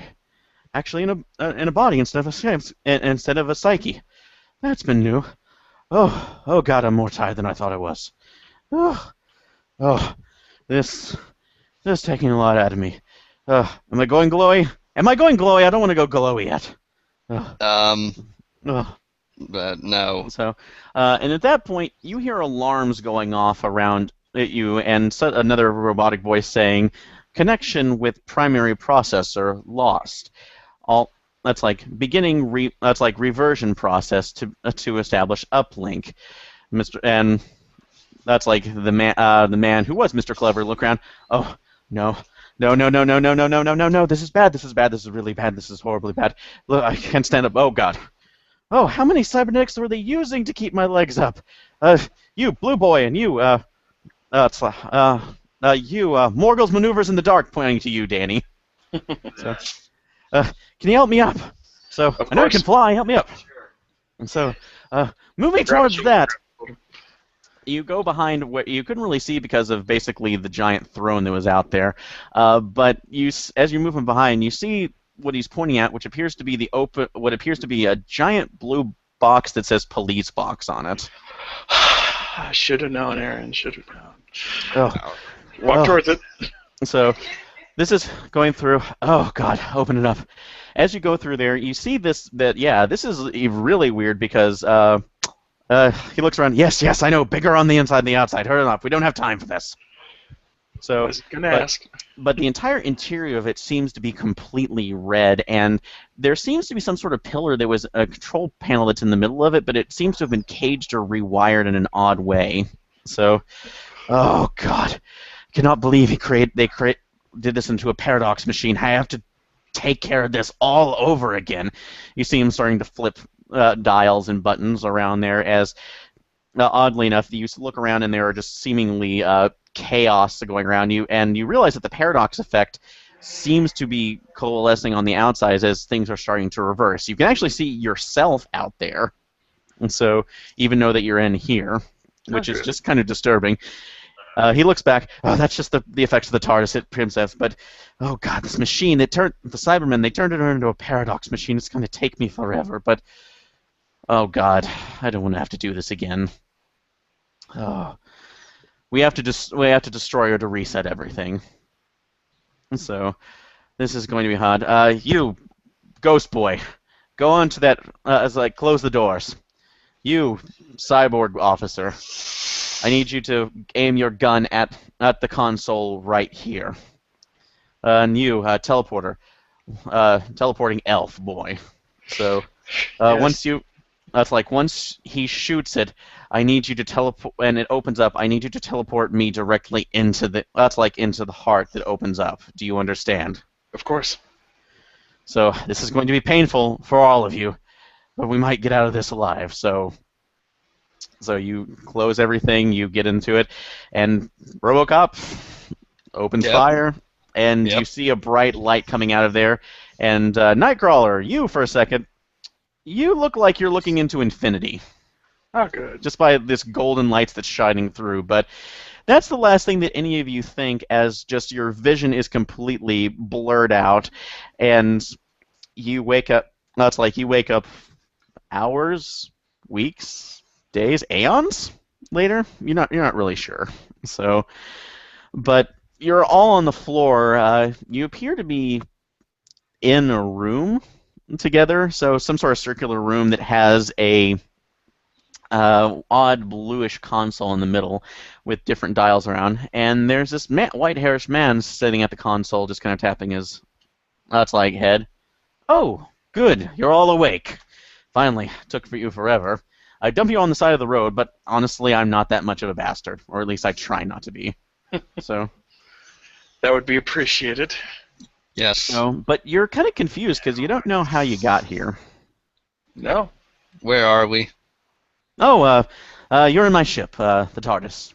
TARDIS, Time and Relative Dimension in Space. So, you won't remember because your mono brain, so to speak, are not really set for temporal. That's like to remembering temporal incursions. So even within the TARDIS, but needless to say, you save the day. That's like by saving me in order to save the day, in order to save me. But that's regardless of the fact. You are all heroes. You've all saved the universe. Or a That's what we multiverse aimed for. Yeah. on there. But at the moment right now, I'm dropping you off, and you hear the groan of the engine stop, and he goes to open the door, and you see that you are all home. You're on your last stop here. So if anything else, I know you don't remember the full details, but thank you again. So I wish you all a good life on here, and watch out for Paradox. So Try to, yes. So noted. and he dumps you off. He basically dumps you off everywhere where you were previously on. Danny, you're in Amity Park. Kurt, you're back at the Xavier Institute or to the Jean Grey Institute, whichever one it is at this point. So I don't even know anymore. yeah, and RoboCop, you're back at the OCP. Although it seems to be a little bit of friendlier OCP than you remembered. So That's a step in the right direction. But you have all done through, and that ends the. That's like this outering for the Modern League. So, Excellent. so Before the scene cuts out, wait. So before the scene cuts out, Yeah. Eddie, who's been just bewildered at this recent turn of events, on the street in Amity Park, pulls the slider device out of his pocket. And it's like, so what do I do with this now? And sees the counter still going down. so That's a good point. you know what? That's so fun. Actually, George, odd or even? Even. 6. You're lucky. The timer goes down, realizes it's in its home dimension, and immediately shuts off. You're not pulled into another universe, and it doesn't short out. Nice. And eventually, some guy named Quinn Mallory comes to pick it up. So, so good job on there. So that was pretty. That was the running of the Modern League 20XX. Comments, questions, suggestions. Excellent. Excellent. I had a really good time. Okay, cool. So again, Wushu is a little bit more freeform, so I was kind of meaning it for to be just kind of goofy fun. So sorry, so. George. Yeah, sorry, I didn't hear you, George. What did you say? No, I said I had fun. I'm glad I got a chance to finally play Wushu. Oh no, I'm glad I could do it too. So yeah, anytime we do Modern League, this is pretty much what we're doing off of that. So or just because it's simple fun and we're meaning it to be stupid, so we can just do it in there. I was going to ask, were there kind of any clues to what was originally going on early on, or when did you kind of catch on? So I didn't actually remember who Mr. Clever was. You bastard. Right Jen remembers. up until just a moment where it just hit me suddenly, like the twist in a Shyamalan movie. And I remembered watching Doctor Who recently, and remembered the cyber assimilated Doctor. Yeah. Like, oh, wait a second. Now it all makes sense. Yeah, so I went ahead and switched him over to the 12. So, but yeah, the baseline of this whole story is that Skynet originally was fearing Paradox destroying its own universe. So it's like, and initially was trying to figure out a way around it, but Arturo, using his own slider device, which I don't know how familiar you guys are with all on sliders, so. Not particularly. Okay, you knew it was the dimension hopping show. Familiar with enough. Okay, there was an episode where they had like 2 different Arturos fighting, and it was always thought like the evil one got away, because if the series had continued, I think they were going to show like the good one eventually would find his way back to Quinn and everybody else. But that's what I was pulling off of is that this Arturo kind of stumbled his way through his own experiments into the Terminator universe. The Skynet eventually learned about the multiverse. And seeing as there was just too much paradox, it was essentially trying to repair its own timeline by patching other universes on top of each other. Okay. So, and I initially thought that the idea was Skynet discovered other universes. It was like, oh, it might be easier to expand if they don't already have notice of my existence. Yeah. Well, and the only reason I initially thought about that, but really it was with Terminator Genisys coming out. I've made the joke that the only way I'm going to be happy with this movie is literally if the universe rips itself apart because of the paradox. So, Yeah. Skynet, for being a hyper-intelligent AI, was really, really cavalier about just messing with the time stream. yeah, and that's Without a care. oh yeah, and Right. that's how I came across it, and essentially how he kind of came across the Doctor was that I stole another storyline, basically the Paradox Machine from Last of the Time Lords, where Skynet kind of heard about the Doctor's death, came across the ruins of the TARDIS, and rebuilt that into rebuilt that into the Paradox Machine, which it was what he was using. Eventually got the Doctor's notice. They captured him, and they captured him and basically integrated him into a new Mr. Clever with the help of the Cybermen, which they put into their own forces. So, and but seeing them as too slow, and this is kind of the dorky thing about it, they were looking for better class of cybernetic warriors, so that's why they found Wily and eventually had him create the upgraded Reploids. See, for me, I just thought it was Skynet had just evolved enough that it had discovered space-time just because it was super evolved like the Titans. So Yeah. then it just found out about the existence of the Reploids and used them as its soldiers. And it was for me like a Tribes of Tokyo thing where it's like, no, Aaron's not going to pull in Doctor Who. I doubt he's going to pull in Doctor Who. Maybe the Cybermen, but not Doctor... He pulled in Doctor Who. Right, yeah. Of course he did. To be honest, the Cybermen were a good blind because Right. you threw in other stuff from other universes. So you're like, oh, he's just drawing. He's casting a wide net. Yeah, and that's Doctor and, Who. and sorry, He's I not meant to gonna say include that. the mythos. Yeah, basically, essentially it is because that's what I was saying, that most time travelers knew about. That I was saying the time travelers knew about the Time Lords, but they didn't know them by name. Just Right. this ancient race of travelers who no longer existed. But if you came across one, you don't want to really cross them because something will go wrong. So, Yeah. but I realized it was Doctor Who when Mr. Clever actually arrived on the scene. I was like, son of a bitch. yeah, This sounds like Doctor Who. and again, yeah, I completely took things in because. I don't know if you've listened to like the other modern League games, but pretty much it's us literally cherry picking from every other universe Right, yeah. to basically do it. Because like for the '90s, I meant to, but I just didn't have time. Wasn't one of them like the Teenage Mutant Ninja Turtles versus the Lost Boys? yeah, that was like the very first ones. So, Right. that's the first one we did in the '80s, which like Jason was playing Doc Brown, I was playing Optimus Prime, Cody was playing B.A. Baracus, and I remember that. You were playing the mean Optimus Prime from the internet that swears constantly. oh god, was I? Yeah. Oh. Yeah, you were. I'm really sorry about that. So- It's fine. You can't do anything worse to Optimus Prime than the movies have done. Oh my god, yeah, the Bay movies. You don't know how happy I am that I saw it on Age of Extinction on Netflix, and it has like 1 star. So You haven't seen it. Don't I even. have- Yeah. I'm not even gonna watch it on Netflix because that is. But yeah, we can talk here for a second. But I'm gonna go ahead and end the recording here. So, but no, thanks guys for playing. We appreciate it, and we'll see you. Thank later. you, Aaron. See you Yeah, later. it was a good time. Thank you.